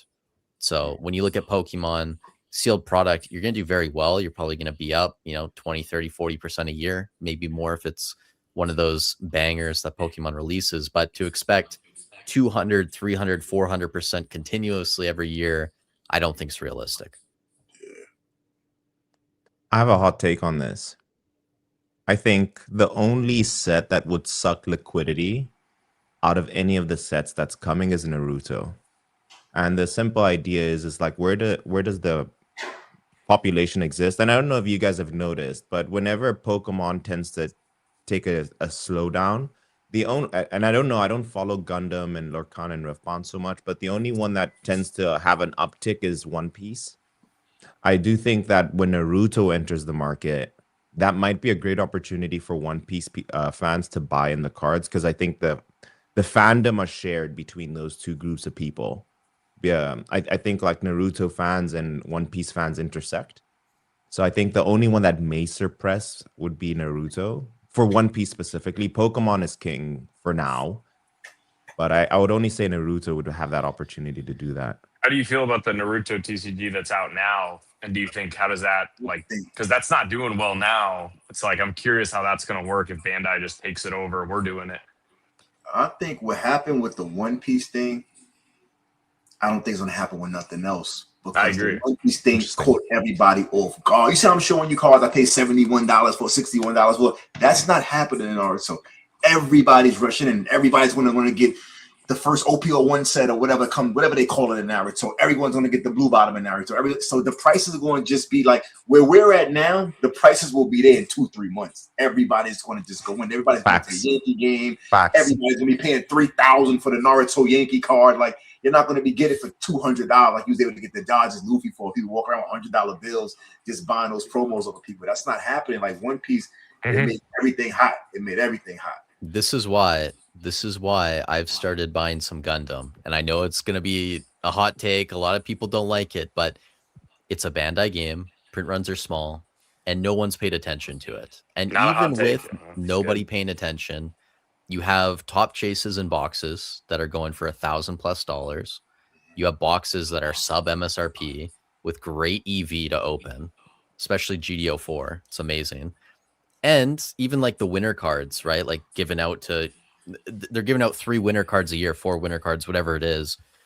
Those are up 300-400% in 6 months. And no one's really paying attention to a couple of those. Lorcana did the same thing kind of in Q1 of this year. A lot of those boxes are up 200%. Fable's up like 500, whatever, 600%. So I think those games have already had their time in the sun. If you want to look for something that no one else is really looking at, to me, it is 2 of these mentioned. It's either Riftbound or Gundam. I think Naruto is going to come out the gate way too hot. It's going to be almost overhyped, kind of like OP17. Just my opinion. Yeah, and I agree with that. Right now, Gundam, I go to my local car store and they literally got just tons of boxes of Gundam. Like they got that stuff just sitting on the damn shelf. So now I think I might just I'll stay away from it.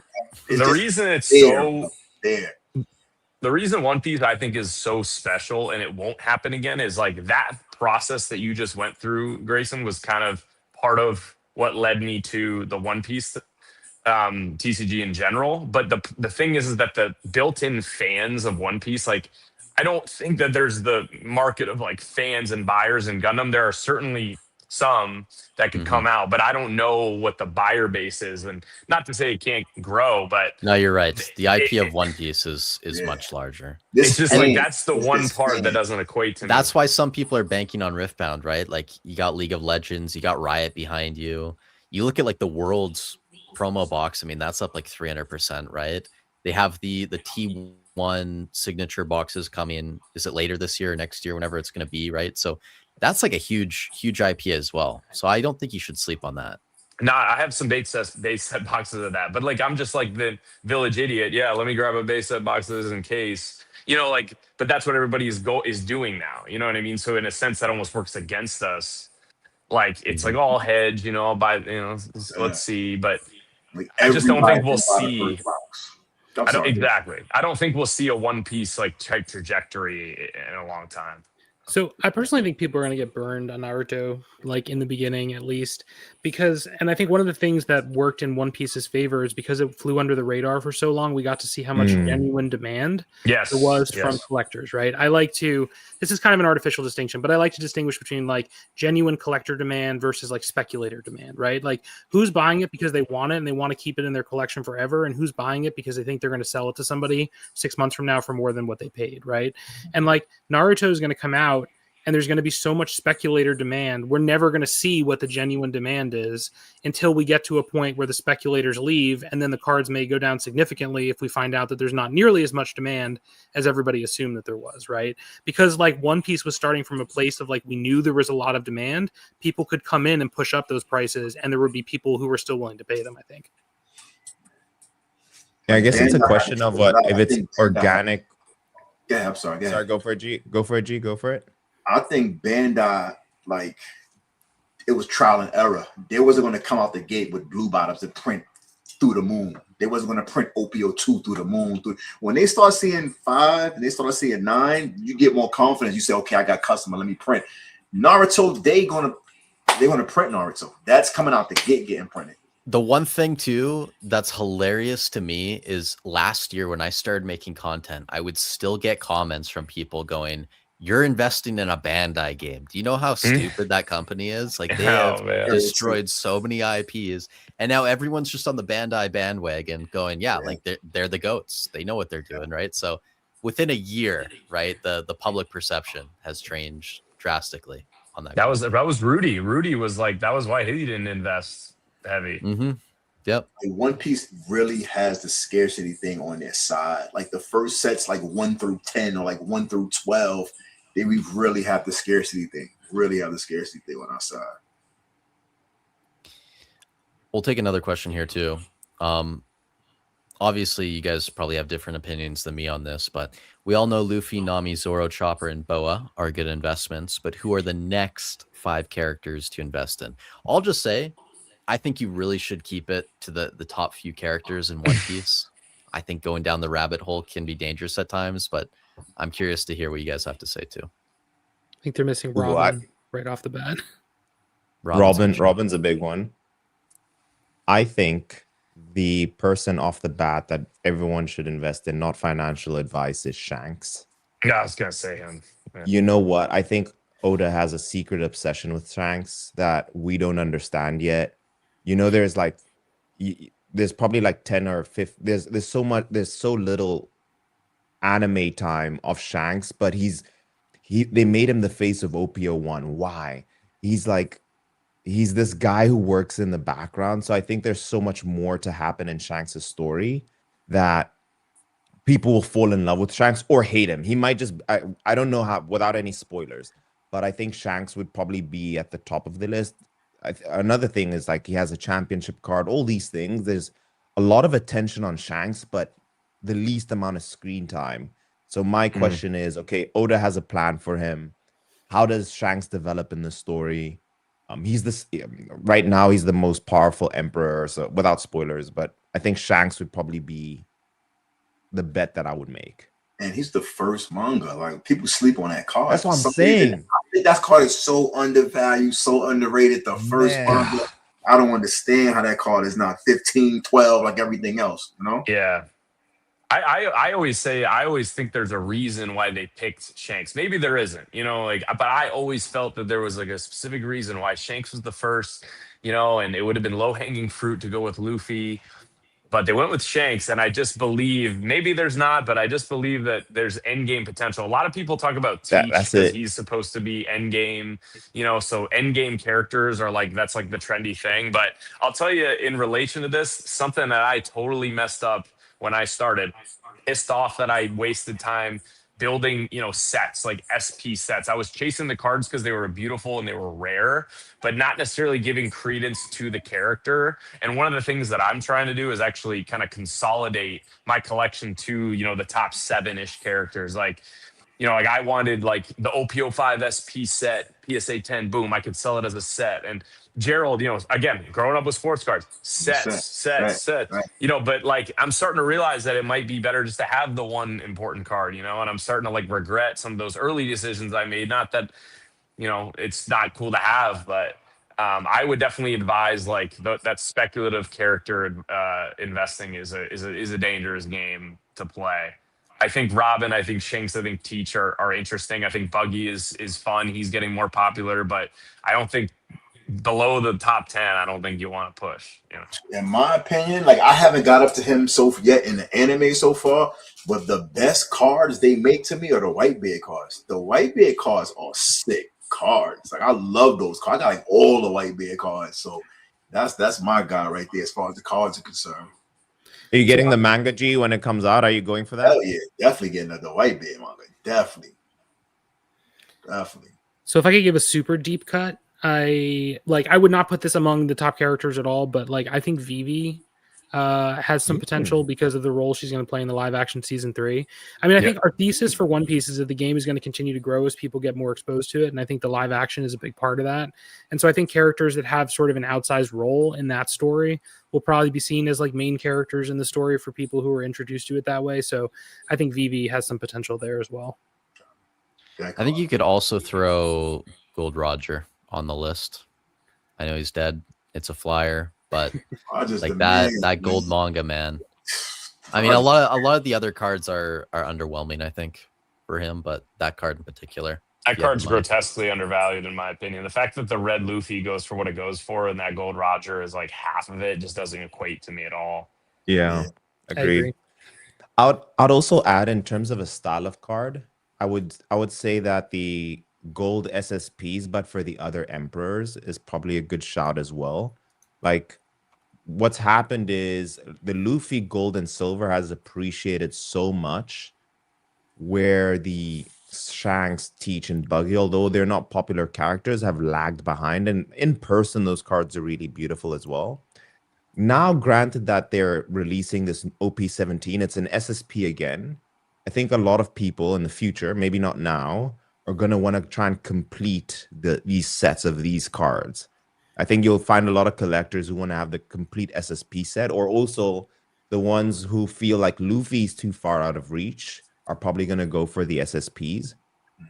So I think this is the Shanks, the Teach, the Buggy. I don't think these would go down just because they're going to be in the show for so much longer. They're going to play such a big role. Plus, they're beautiful as well. I would probably say like any of the SSPs is probably a good shot as well. Yeah, I agree. Also, shout out Michael. Good to see you. Let's take this question too. We'll go over this fast because I don't think it's. Well, maybe we have different opinions. I'm curious. How do you guys feel about stores holding back percentage of boxes to sell later at way higher prices? I know stores like Shushu do this. I can't blame them since it's extremely lucrative. But what do you think? I don't have an issue with this, guys. I'll be honest. Like, I think if you're a store, you're running a business, if you're properly allocated and you're able to hold back boxes, I mean, congrats, right? Like, that's you putting yourself in a position to win. And the market's going to tell you how much it's worth, right? So yeah, I think most people would do this if they're able to. There's just some stores that need the money, and that's why they flood the market out the gate. I agree. I mean, I think the economics of TCG stores are very challenging, and we may get mad when someone charges market for a box, but we don't get mad when they charge $8 for a Battle Spirits box that's worthless, or like they're not making any margin on their sleeves and their accessories and stuff like that, right? So, I mean, I love that these stores build community. I think that's absolutely critical, and so I'm happy to see them make some money off their products that are actually successful. I would say play the game. When you play the game, you get boxes at retail. You get pre-release prices before release date. Like Bandai prioritized their allocation to the stores that run the tournament, that run the games. So those are the stores that you want to go to. Once you get involved with the locals, I mean, every week we're getting packs, we're getting retail boxes. Like I got cases of OP13, you won't believe what I paid for. I'm talking about retail, like, you know what I mean? Like when you play the game, it's beneficial for you. Trust me when I tell you, don't just be running around just trying to get the set. Go get involved with the community. It's going to pay off for you. It's definitely going to pay off for you. Yeah, I would say my first gut reaction was find a different store, because like the TCG space is all about relationships, and the boxes that I get are from a guy up north that is a good buddy of mine that I've gone into his shop a lot and like talked with him, and just like been a reliable and consistent customer, and you get rewarded for that. You know what I mean? So that's how I don't get cases personally. I get a couple booster boxes a set, put them aside, and I get that at retail because I have good relationships. Got you, Mike. but Anything you want to say? The players definitely like they come off with the product though. The players really come off. Mm-hmm. I was gonna say everyone gotta eat, man. So as long as they're not holding all the boxes back, like, and people can still get distribution. I know there's some that take it too far, and in the game of business, you're gonna take an L at some point. You need customers on your side. So as long as it's not everything, percentage is fine. Everyone gotta eat. And I tell people all the time, it's a matter of time for this come to sports card world. It's a matter of time when everything is repacks, everything is breaks, everything's like just going straight to distributors. Like this coming. Like so, the stuff we got now that we have lucky enough to get early, that's going to be another thing that's going to help us out, because it's going to be sooner or later. You're going to have money to get into the game.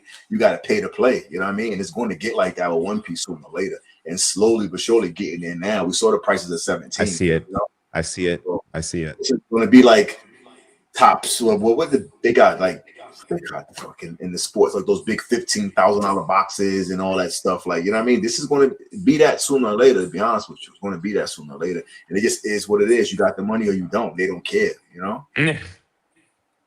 By the way, we had a huge super chat come in from TCG Okay, Buds. TCG Buds. Do you guys watch TCG Buds? Oh yeah, love them. They're fantastic. Yeah, they're Hey, awesome. Shout out to They you had a guys. Thank you for reaction. the super chat. I What was love that, their Mike? reactions to OP17. I love their reaction to OP17. They're I've been watching them from the beginning. They're awesome. Yeah, those guys Yeah. are the best. There you go. I see 5 intelligent professionals here today, which poses this question. How do you think the average audience of collecting OP, being older and more financially stable, has impacted the rapid growth, interesting word, of the The card game? rap. He And just didn't is put a this space. good long term? The rapid, yeah, there you go. Growth of the card game. I mean, that's the reason why we are where we at. It's not kids buying the game. You don't see 7-year-olds. You don't see 7-year-olds holding a 700 Luffy. Like, you know what I mean? Like, you got doctors and lawyers, and you got people who kicking out money. Like, people buying $15,000 cars. Like Pokemon when it first came out, kids is buying that stuff. $5 pack, $2 pack, $3 pack. Now this stuff is big business now. The whales is in the game now. It's a big thing. So the fact that people are older and got money just going to make it just do what it do. You know, it's not really. I think we're still scratching the surface, G. I think like there's money here, but it's not here yet. I think we're still scratching the surface because if we think about it, One Piece has been around 30 years. So if you are watching it from 1 year old, you're 30 years old now, and you have some discretionary income. Where you start really being able to have, money that you can throw around and not miss is in your 40s. So, we keep on saying wait for 10 years. I think the other thing that no one is taking into consideration is this. 600 million copies of this manga has been sold. Where are those 600 million people? Assuming one person each has bought one. So I still think there's a wave of people who don't even know that TCG exists. But yes, you're absolutely right. I think people say that the advantage Pokemon has over One Piece is they have a younger audience. I think the advantage One Piece has is that it's not this like Marvel, same storyline. It's edgy. It suits the era we're in right now in terms of the content we consume. So wait till Luffy has a movie in cinema and it's like with a big actor. Like there's so much still in store for One Piece. So yes, I think all of those factors have played a role, but I think that we're just scratching the surface. Wait till Grayson has like a few gray hairs and he's still making OP content, and all the stuff at the back is just OP stuff because he's like he came in early and he's the Rudy of this space. Hey, I don't know OP if you guys can space. see. Let me blow this up. I put some cards on display tonight. Let's go. We need more OP stuff in there though. Here's the beauty in my thing. This is not a kid's thing. A friend of mine told me one time, cartoons are for kids, anime is for adults. Like, you know what I mean? He was like, some of the stuff you see in anime is going to freak you out. You're going to be like, what the hell? So this is not a kid's thing. Like people say, save some for the kids. You got the scalper, save it for the kids. Don't be mad at us. Be mad at Bandai. Even if a kid could get it at retail, like $150. What 10-year-old kid got $150? It's not a kid's thing. That's true. You know? That's true. Here's the thing the beauty of One Piece, right? How did we all get here, right? I got here because the cards were beautiful and I didn't know anything about the anime.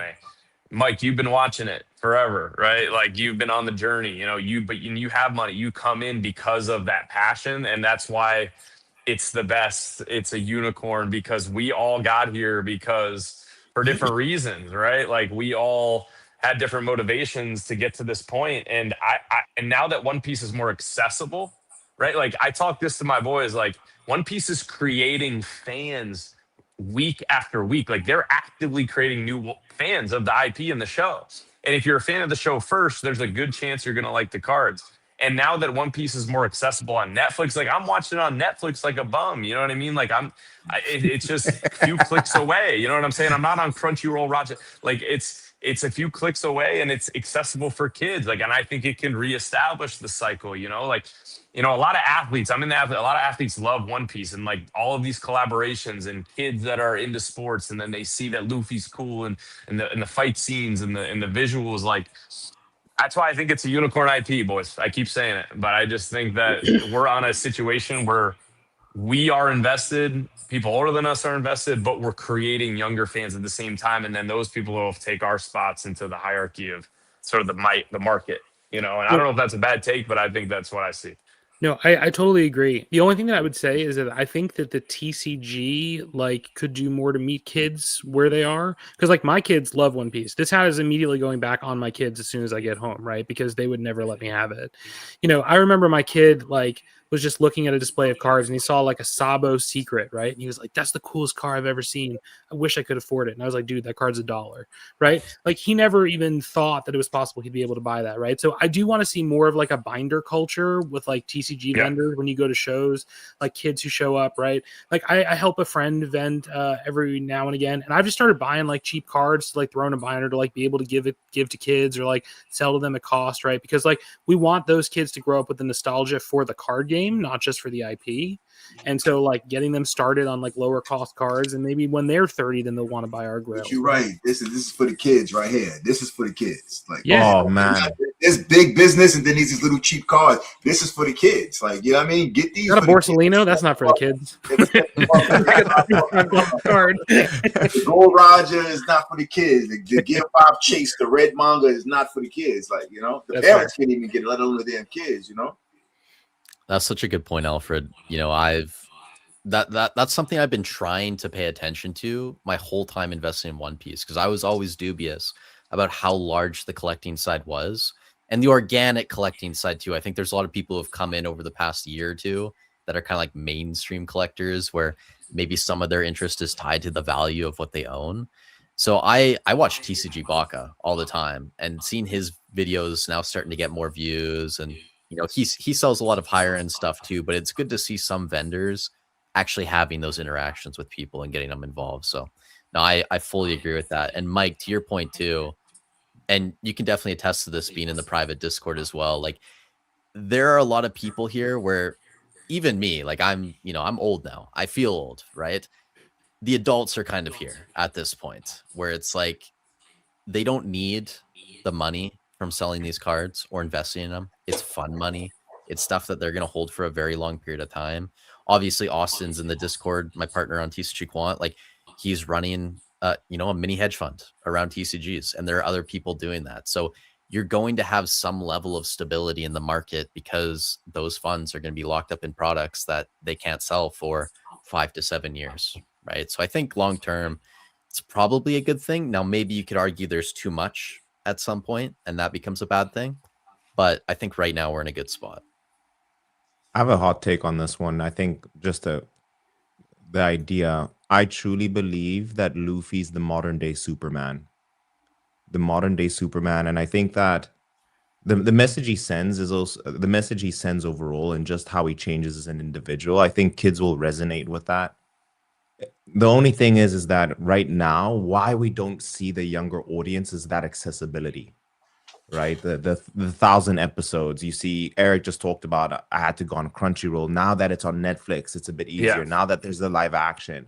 So I do think that the environment is like, come February, we're going to be having a different conversation. I think once that anime goes live on Netflix and Netflix is going to market it to the brim, I think it's game over from there. And I think it's good for the TCG that guys, individuals like us are here to kind of set the stepping stone. And I know there are bigger players in here, but I think the kids are coming. It's the modern day Superman. Creating fans is One Piece creating fans, is Pokemon creating fans. I would argue Pokemon is not creating fans as active as One Piece might be creating fans. And I think the real value comes from the organic, oh, what's this on Netflix? Click, click, boom, I'm in. You know, like I got the cards. First thing I checked, That is might this be on cap, Netflix? dude. That might be I mean, cap. like, what do you, how? I mean, Pokemon's just such a massive IP, man. They're always doing movies, their events. You think about like, their promotions with Hershey's doing the chocolate bars and stuff. Like Yeah. they're Yeah. constantly getting new people in. But I do agree with you, right? Like the time period we're in, I think what kids are interested in nowadays, One Piece is much better suited for kids nowadays than if it was released in like, the 1990s or something, or the 80s. I look at it from like the 30,000 foot view. Like, what's the easiest? Like, I always try to dumb it down even more and more. Like, how do I get access to the IP the easiest possible way? And like, I just think that One Piece is so active in trying to like make those avenues for people shorter. Mm-hmm. It That might makes be our sense. algorithm. It might be what you're consuming on the algorithm. Like, For sure. I But when don't. I got into Yeah. the anime, I said when I got the cards from, I was like, okay, is this on Netflix? Boom, boom, and then I watch it. You know, like if it wasn't, all of a sudden I have to like jump extra hurdles, and that's just me, right? Like, but you know, I think that's a massive deal, personally. They're Mm. definitely taking steps in the right direction. You know, we talked about it earlier, the shortening of the anime, right? And I think is it late this year or next year that it's coming out? Do you guys know? The remake? It's I believe February March Okay. 2027. So yeah, that'll be a big deal for sure. That's massive. Also, shout out Ian in the chat. Here to show support for a handsome group of lads. There you go, man. By the way, guys, we're really far behind on chat. So I'm gonna try and find like a couple questions and we'll rapid fire through it. I think we've done a really good job at like, you know, touching on things as much as we need to, not being like too fast to go through stuff. Is there anything you guys want to bring up as well that we haven't got to yet? Gold Dons. That's the hill I die on. Why those cards are so cheap, I'll never get. I love Send them. it, Eric. So good. Let's go. I think man. Gold Dons, if there's any questions, I don't see the YouTube chat. Just being straight up. And this is, hey, not financial advice. I'm sure there's, what card should I pick up? The Gold Dons, to me, it doesn't add up. The rarity, the box is $1,000, their case hits at a PRBO1. I think that those cards are the biggest sleeping giant in the game. We've seen the acceleration with the gold leaders. Nobody plays with those leaders. They're being sold. My boy DJ and Riv. Nobody plays with those leaders from EVO2. Those are being sold just purely based off of rarity. And if you want to go based on rarity, you know, a product hit from $1,000 booster box that had a short print run, where, you know, once again, we go back to gold, right? We've referenced gold being valuable, having staying power. For people that, you know, want to make a speculative play, I think that they're so low pop. They're hard to grade. Grayson, we've discussed this. They're off center, left to right, and they get played with. You can use the gold Dons at any point at any time. So I think long term, it's going to be hard to find them in really good condition. And a lot of One Piece cards are protected. You know, a lot of people are investing. Don cards are tossed around and played with and forgotten about. And I think that makes them a really interesting play. And I've just been shocked to see how cheap that they are as the game has gone on. You hear some crazy. It's funny you said that about the Dawn cards, how they get thrown around. If you go to OPO1, the original Dawn cards that got the red back, there's 8 PSA 10s. Wow. That's how rare that card is. There's 8. People probably throwing around, scratching around. They got the black borders. Man. There's 8 PSA 10s in that card. That's a rare card. It's so commonly, it's probably somebody's box, somebody's garbage over here, there. They're all over the place. But that's a low pop card for the original Dawn with the red back. Yep. Those gold Dawn are so beautiful too. Like if you haven't held them in your hand, like you gotta look at them. They just like they're just some of the most spectacular cards that they've ever printed from a quality perspective, in my opinion. And like if you don't feel like you can afford or don't want to spend for like a gold, Dr. Mike is showing off some cards. I'll be right back. Let's see. I was about to say, G, I didn't know if I wanted to put you on blast. I need to see that collection live, man. I need to see that collection live. Alfred, yeah, I know the gold Dons. Sorry, what'd you say, Grace? I was just gonna say something I love about the gold Dons, and I've said this before in my videos. The fact that you actually need to know something about One Piece in order to understand whose gold Dawn it is, Yeah, right? Like when I started, even looking at PRBO1, like I had no clue what half of them were. But now, being where I am at this point, it's like, okay, that's the Robin one, right? Or that's the Marco. Like it's such a unique and clever thing that they can put in the game to, you know, make someone who's a genuine fan or collector of the IP go like, I get this. I connect with it. Yep. The only thing I hate is the fucking backs, man. Drive me insane. It is the biggest eyesore that you could ever put on a card. You have this beautiful gold front. You turn the back over and it's like white and green. Like it just, no, can't do it, man. Yeah. I mean, these are so like these cards are, in my opinion, like people are like, "What's the moonshot play?" Right? Like, if we're, it just doesn't add up. And I was fired up when Alfred made that Don video the other day and kind of brought up kind of the bull and bear case of the gold Dons. I still think like you're not going to lose at these prices on those gold Dons. Like it's basically a lotto ticket right now at some of those, you know. And I understand that maybe the high end You know, we Keep should chilling, stay with. Eric. Keep chilling. Keep Hey. chilling. Yes. Yeah. Oh my Oh my god! God. Look at that. Keep chilling. Look how You can beautiful see it how Oh is. good my looking those are days. from so here. When you put them together too, they're uniform, but they're different, and it's like The my whole OCD set, man. loves it. The whole set, all 30. The whole Wow. PSA 10, baby. I'm not gonna lie. Hey you got G, let some me sick let me stuff. hold that for a little bit. G, let me hold that. Send for me a the little bit. address, man. I'll ship it to you. Send me the address, man. Yeah, I'm but not it's a gonna lie, you beautiful got some set. sick In stuff. person, if you That see maybe it, the man, thing I it's covered such the a most. beautiful set, man. The cards just like, yo, they just like glitter, man. It's like crazy. Yo. Wow. It's insane. I It got take a while to question put for together, y'all. though. I got a question for my Gold Dawn guys. Yeah. 2 questions. Number 1, PRB has its Gold Dawns. PRB 01 and 02. Is it just the Yep. one that you should be after, or both? Or are they in both? The Gold Dawns. G, Are you they want to both answer in- first or me? You know me, I'm always the first. I go with the first. I'm going with PRB 01. The Same. set is so Okay. expensive. Like the set is so expensive. They got the God pack. Like it's going to be one of those sets that's going to be there through the test of time. So those are the ones that I went with because I figured it's going to be. They're going to eventually go over. The boxes just keep going up and up and up. You got to remember, it's 30 of them. There was only 2 per case, and it was a short printed set. Yep. So they're not really out there. Some of these things got to pop at like 35 or like 42 and stuff like that. You know? Literally, Mike, just if you got time, look up when you get 5 minutes, look up the pop counts on eBay. You're not even going to find PSA 10s on eBay as some of these ones, some of the lower ones. Yeah, They're man. not out there. And I look at these gold leaders, dude, Hannibal gold leader. Who cares? It's going for $2,000. You know what I'm saying? Not even played. And it don't even look that good in my opinion. So, and I'm bitter about the gold leaders being on a personal diatribe here. I'm bitter as shit that I missed the gold leaders because I didn't even think they were that good looking. And Grayson, we talked about it too. They're like, they're okay. The gold dons were peak. And then the problem is that people think they diluted the gold dons by adding another 30 into PRBO2. I don't think so. They added gold dons for characters that didn't have them, a couple of different Luffy variations. Honestly, man, I'd love to have all 60 if I'm being real with you. Everything has its time, though. Everything has its time. Its time might just not be now. You just never know. 2 years from now, 3 years from now, everything has its time. So my best guess is that there's like 50% more of the PRBO2 Dons than the PRBO1 Dons, but they're still quite rare. I mean, even the PRBO2 Dons, like we were talking about like the Gear 5 Luffy before, I think there's like between 4,000 and 5,000 of them. There's like between 2,000 and 2,500 of the PRBO2 Gold Don each, right? They're still super rare.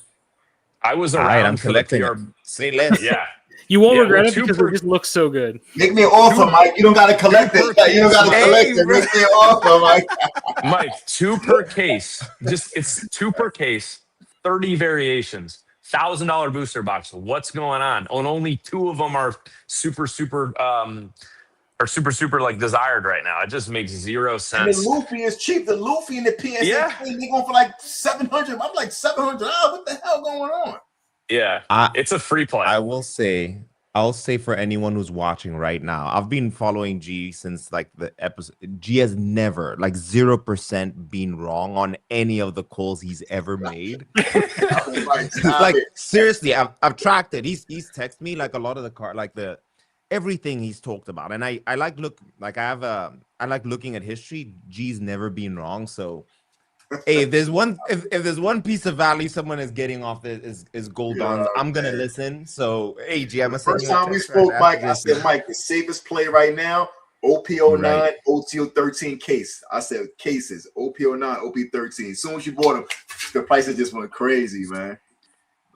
Yeah, that's my diatribe on the gold dons because look, if we're gonna go based on rarity, it checks the box. If we're gonna go based on characters, it checks the box. If we're gonna go, when I was around for the PRBO2, PRBO1 reveals, like the OP17 reveals that we just watched, I was doing that for PRBO1, and they revealed those gold dons. I was like, yo, I need all of those. That's literally what I said. I said, I'm gonna make it, and I told DGen Rips, who's in the chat, I don't know if he's still in here. I told him, I said, I'm making that whole set. I'm gonna be the only guy that has that. I know it. You know what I mean? Because they're going to be expensive. And then they were like cheap. And I was like, okay, that's pretty. It was a no-brainer. They were so cheap when they came out. They were like $150, $120. They were so cheap, man. Well, the craziest thing is that a lot of them are cheaper now than when they came out, right? Like Correct. I was talking about genuine demand versus speculative demand. They're like the only thing that hasn't moved at all. Yeah. It's crazy. I think it's only a matter I think- of time, man. I think it's two factors playing a role, which I love about this. The first factor is the one you guys mentioned, that you need to have watched the show to understand who this is. Like the Zorro one's iconic. It's obvious that you know that's Zorro, but how fire is that card if you understand it? So I think that's the Yeah. first factor. The second factor is that PRB 01 is so low printed, but on top of that, it's so expensive. So it's like those two factors. And I know G told me about these, but what discouraged me from going after them, I was like, bro, there's none online. Like, this is gonna take me 2 to 3 years maybe to collect now, right? To complete. Maybe a year. I would imagine a year if I go after it. So, hey, G, I'm gonna have to send you a text right after this, my friend. Yeah, if you buy them raw, Like, don't waste your time, Mike. Don't waste your time. It ain't going nowhere. the thing that makes it a play is that the raw prices are accessible and you can grade them yourself. So like that's like what I've done, and I could have completed it sooner if not for my own laziness and getting distracted with other stuff. But you know, I think they're beautiful. I think that they're They're timeless, gorgeous. and man, I think if you're going to focus on anywhere, it's PRBO1 because it's the first, it's the more expensive booster box, ABCs. By the way, Fire. someone in chat was saying when we were talking about good characters to invest in, Law is a good pick as well, Blackbeard too, and Dragon, which I think Dragon's actually a decent shout Agree. towards the end game. Totally Do you guys agree. have a favorite Gul'dan? Yeah, I actually love the Yamato from PRBO1. I think the Yamato is beautiful. The Aqua, it's kind of my team colors right now. Our announcer for the Loco Beach Coconuts, AJ Switek, he is getting into One Piece, and he was like pulled in by that Yamato Gul'dan in my room. He was like, "Oh my god, I love this card." I like the Luffy for some reason, man. I don't know the Luffy. I'll say the common one and just say Zoro. That's the one I can remember right now. That one's epic. This Luffy G? Yeah, for some reason I just like that card. I don't know why. Luffy's It's not fire. even that interesting. It's just Luffy's eye, but for some reason, Luffy's I like fire. it too. yeah, it's Everything's gold etched. All the Don logos gold etched. Like the gold leaders, there's only gold on the name. Like these are gold embossed all over the card, man. It's crazy. I think the I can't Shanks believe may how be the cheap these sickest. cards are. I can't believe how cheap they It's are. crazy, crazy. I think the Shanks There's one thing I wanted to chat about as well, just to add, since we're later into the show and maybe it's like the core One Piece fans. I'd love to chat with you guys about serials. Alfred, if you ever get a chance, man, I'd love to watch a serialized video from you.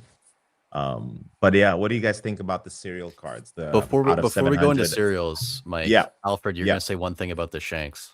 Oh, I was just gonna say I think this Shanks is the sickest looking one, but I got to give some love to my Alfred, Jinbei because that one looks awesome. Alfred, we lost your audio, brother. Oh, you did? I can hear him. I hear him. Oh, I don't hear him. Yeah. I don't hear him. You don't? Weird. No, That's so odd. Let me check that's YouTube weird. because I can hear you. You sound great to me. G, I can you hear wonder- Alfred? I hear Alpha. Yup. What the? Me and Mike can't hear. Mic test.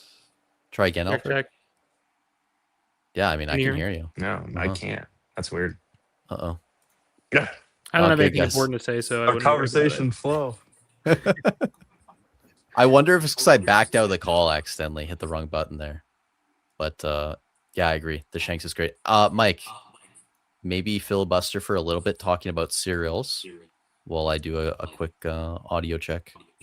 Lovely. Chat too, let us know. Can you guys hear Alfred? it. Can you hear me? G, I don't know if I can hear G either. You can't hear me? Testing. Sound I good. hear G. I hear G, Mike, and I don't hear Alfred's the only one I don't hear. I didn't hear G there either. Oh my gosh. What do we do? Do we exit and re-enter? You could try. You could That might try. be a nightmare. I'll try. Chat is saying they can hear Alfred. They can hear Great. everyone, so. Okay. I'll be back. I'll be back.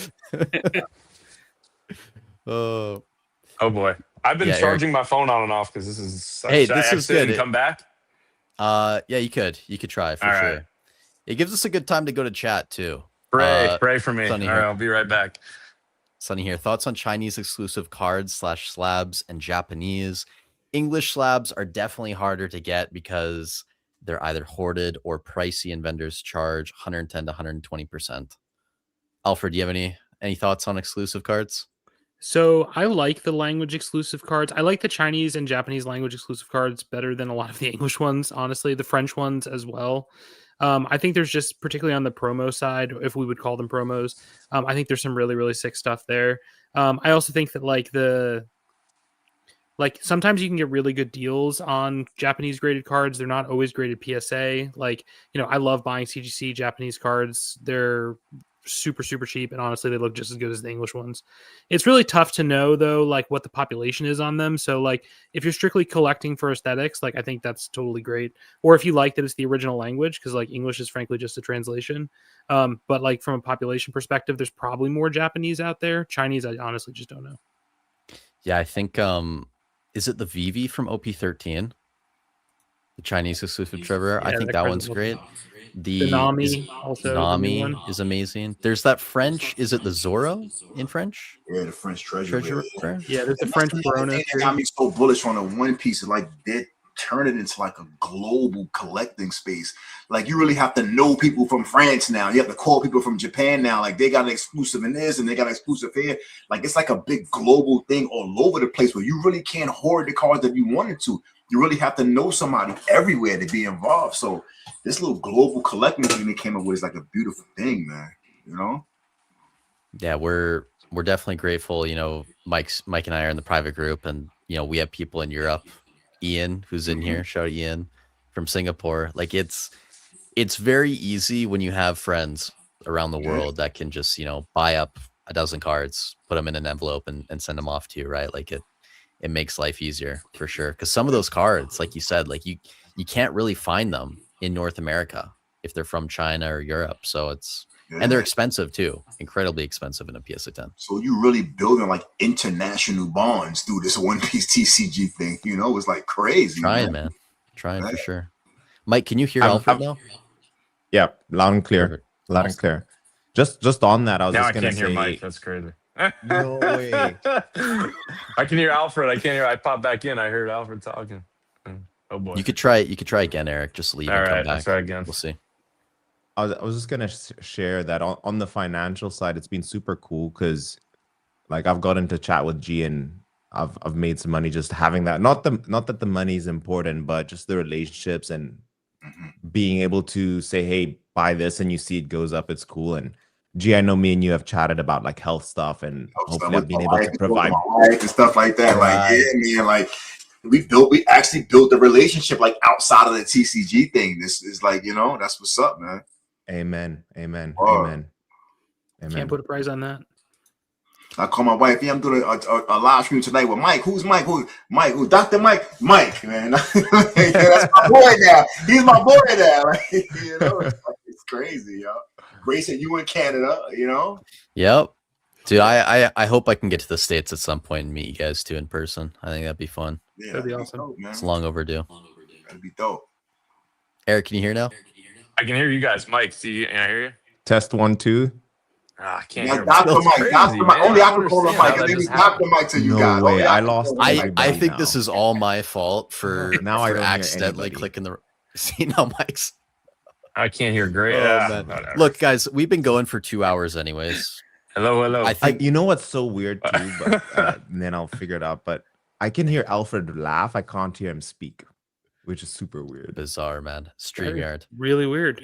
Okay, I can hear you now. I can hear you now. When Eric backed out.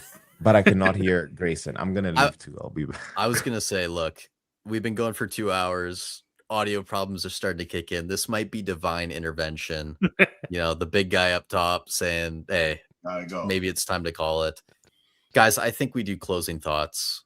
We'll have to touch on serial cards another day. Alfred, I think you should do a video on that. I think that'd be dope. Do you guys have any words though? We're down to 3, but my final words, Grayson, man, you started something, man. I used to wake up every morning, 6 a.m. I click that button, boom. Now I'm missing you 2 days here, 3 days there. Like you got to get me my fix in the morning. I'm slacking, like, man. What's going on? You got to get me my fix in the morning, brother. G, you gotta tell him. You're Hey. getting lazy now. Oh he Hollywood on. He got fancy on us, man. I used to get a video every morning from you. I man. got fancy. Who's the guy going out to LA doing all these, collabs, man? But yeah, man. Yo, shouts out. You the GOAT, man. You definitely Thank you, the GOAT. I man. learned a lot from you as well, man. For real. You too. Learned a ton from you, man. You got to come back to YouTube, start doing some more content. I know I'm a start, man. Sometimes, like before this whole thing, this is not me. Like before this whole thing, I'm a private person. I'm low key family man. This thing just came out of nowhere. Like I'm not I'm trying gonna to make it my mission. You know what I'm I'm saying? gonna make it my mission to get G on. I'm gonna make it my mission because I We think gotta like do it. he has so many plays that you'd benefit a lot of people, man. Just being around a lot more, you'd benefit a lot of people. Gosh. Mhm. Hey, One on thing. that note, on the plays, it's a lot harder Mail to day find the today. right plays. Mail day today, right? This is the first ever Illustration box illustration. The EX is kind of cheap. Jump on it now. Yeah. Everybody talk about the first illustration box, the Nami and the Boa, but this is actually the first ever illustration box, the EX. So jump on the play right here while it's still cheap, man. It's a lot harder to find the right plays now because of everything so inflated. Like me and G I'm getting the Luffy for 800. Like we could pick anything and it's gone up, but Exactly. now you really gotta You be just gotta make diligent. Yeah. By the way, can we hear everyone again? Yeah. We good? No issues? I mean, Perfect. we could quickly touch on cereals. I do think we should probably get out of here after that. But Mike, if you wanna touch on cereals and get everyone's thoughts, I'm down for it. Yeah, I think overall the problem with cereals now is the accessibility, but it looks like Bandai is fixing it by introducing 5,000 cereals like the Yamato. I think that's the first one.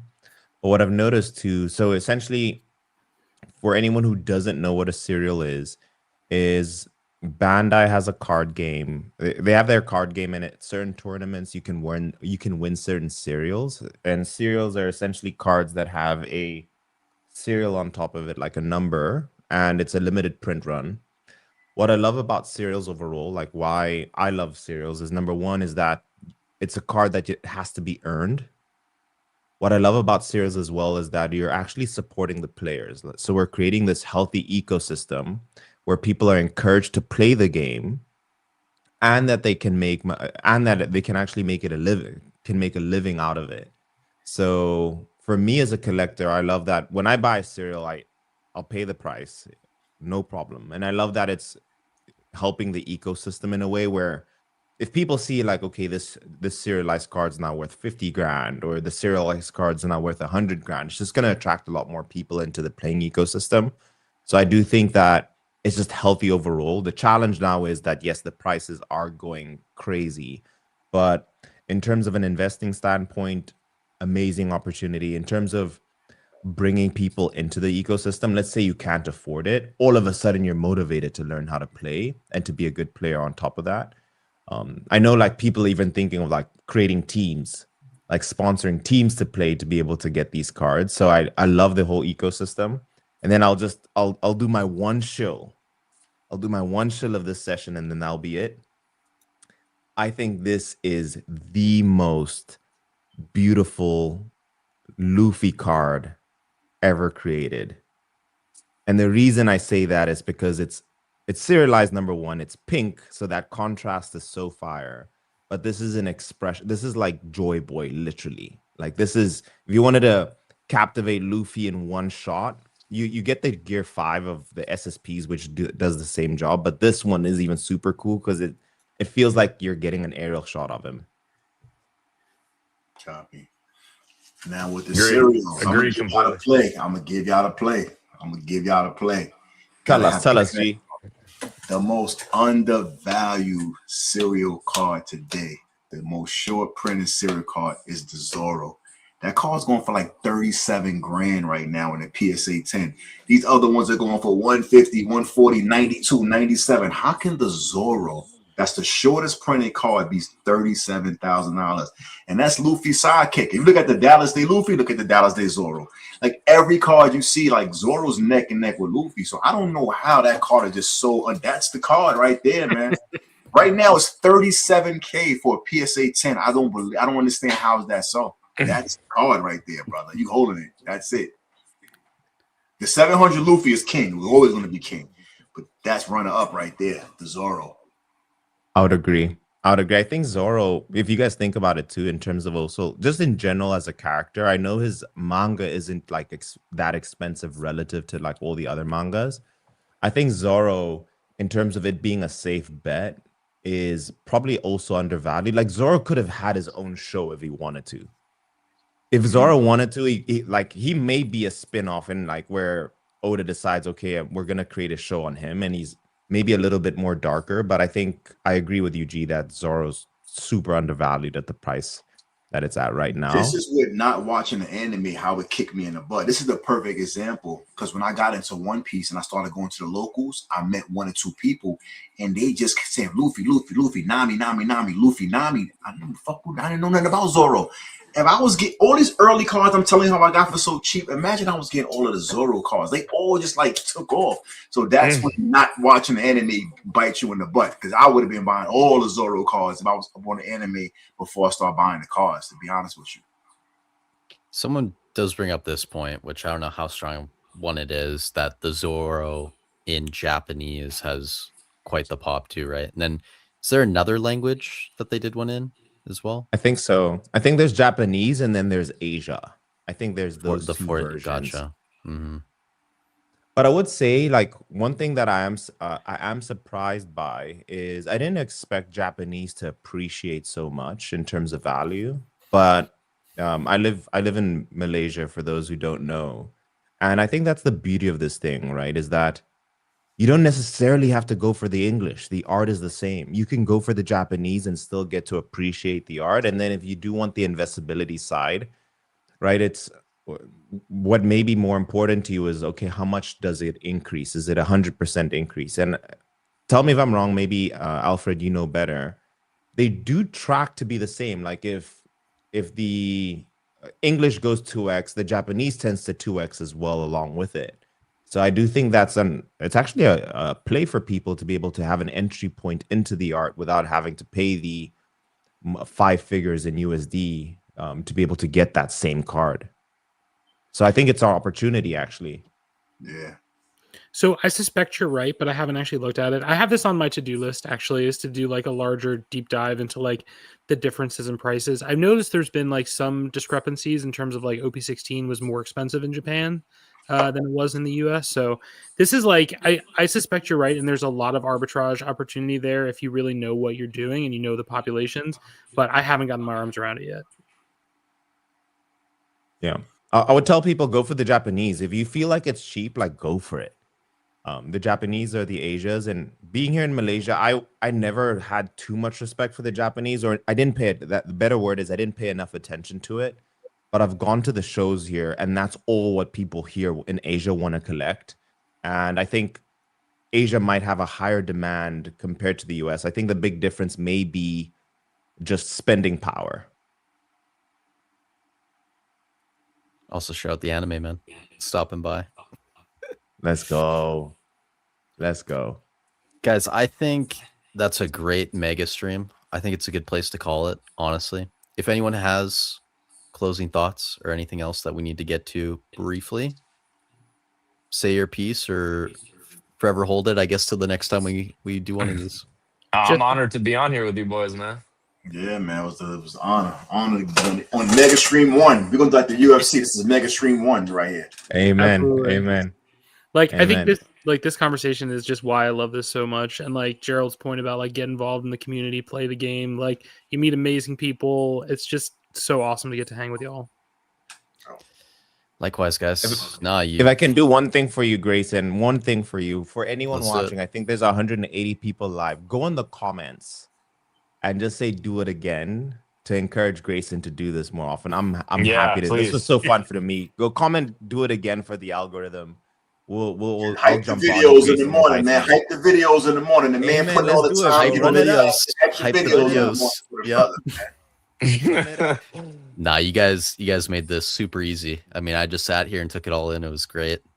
Super fun. I think everyone watching probably got a ton of value out of it as well. So 100%, we will have to do this again. And by the way, anyone watching, if you want to check out any of these gentlemen on your screen, links are, I mean, you can click the link on the YouTube title, but it's also going to be in the description. I'll probably pin a comment as well. So yeah, if anybody, for me personally, I don't have a YouTube, like I kind of do, but I'll link your IG. Yeah, my IG, hit me up on IG and message me if anybody wants to talk One Piece or whatever. I'm on that 24/7. So I'm gonna give you a follow, Eric. I'm gonna let you. I gotta if you have one, follow I'm gonna follow all y'all. Alrighty, guys, we're gonna call it here. I'll end the stream. Thank you everyone for tuning in. Thank you, man.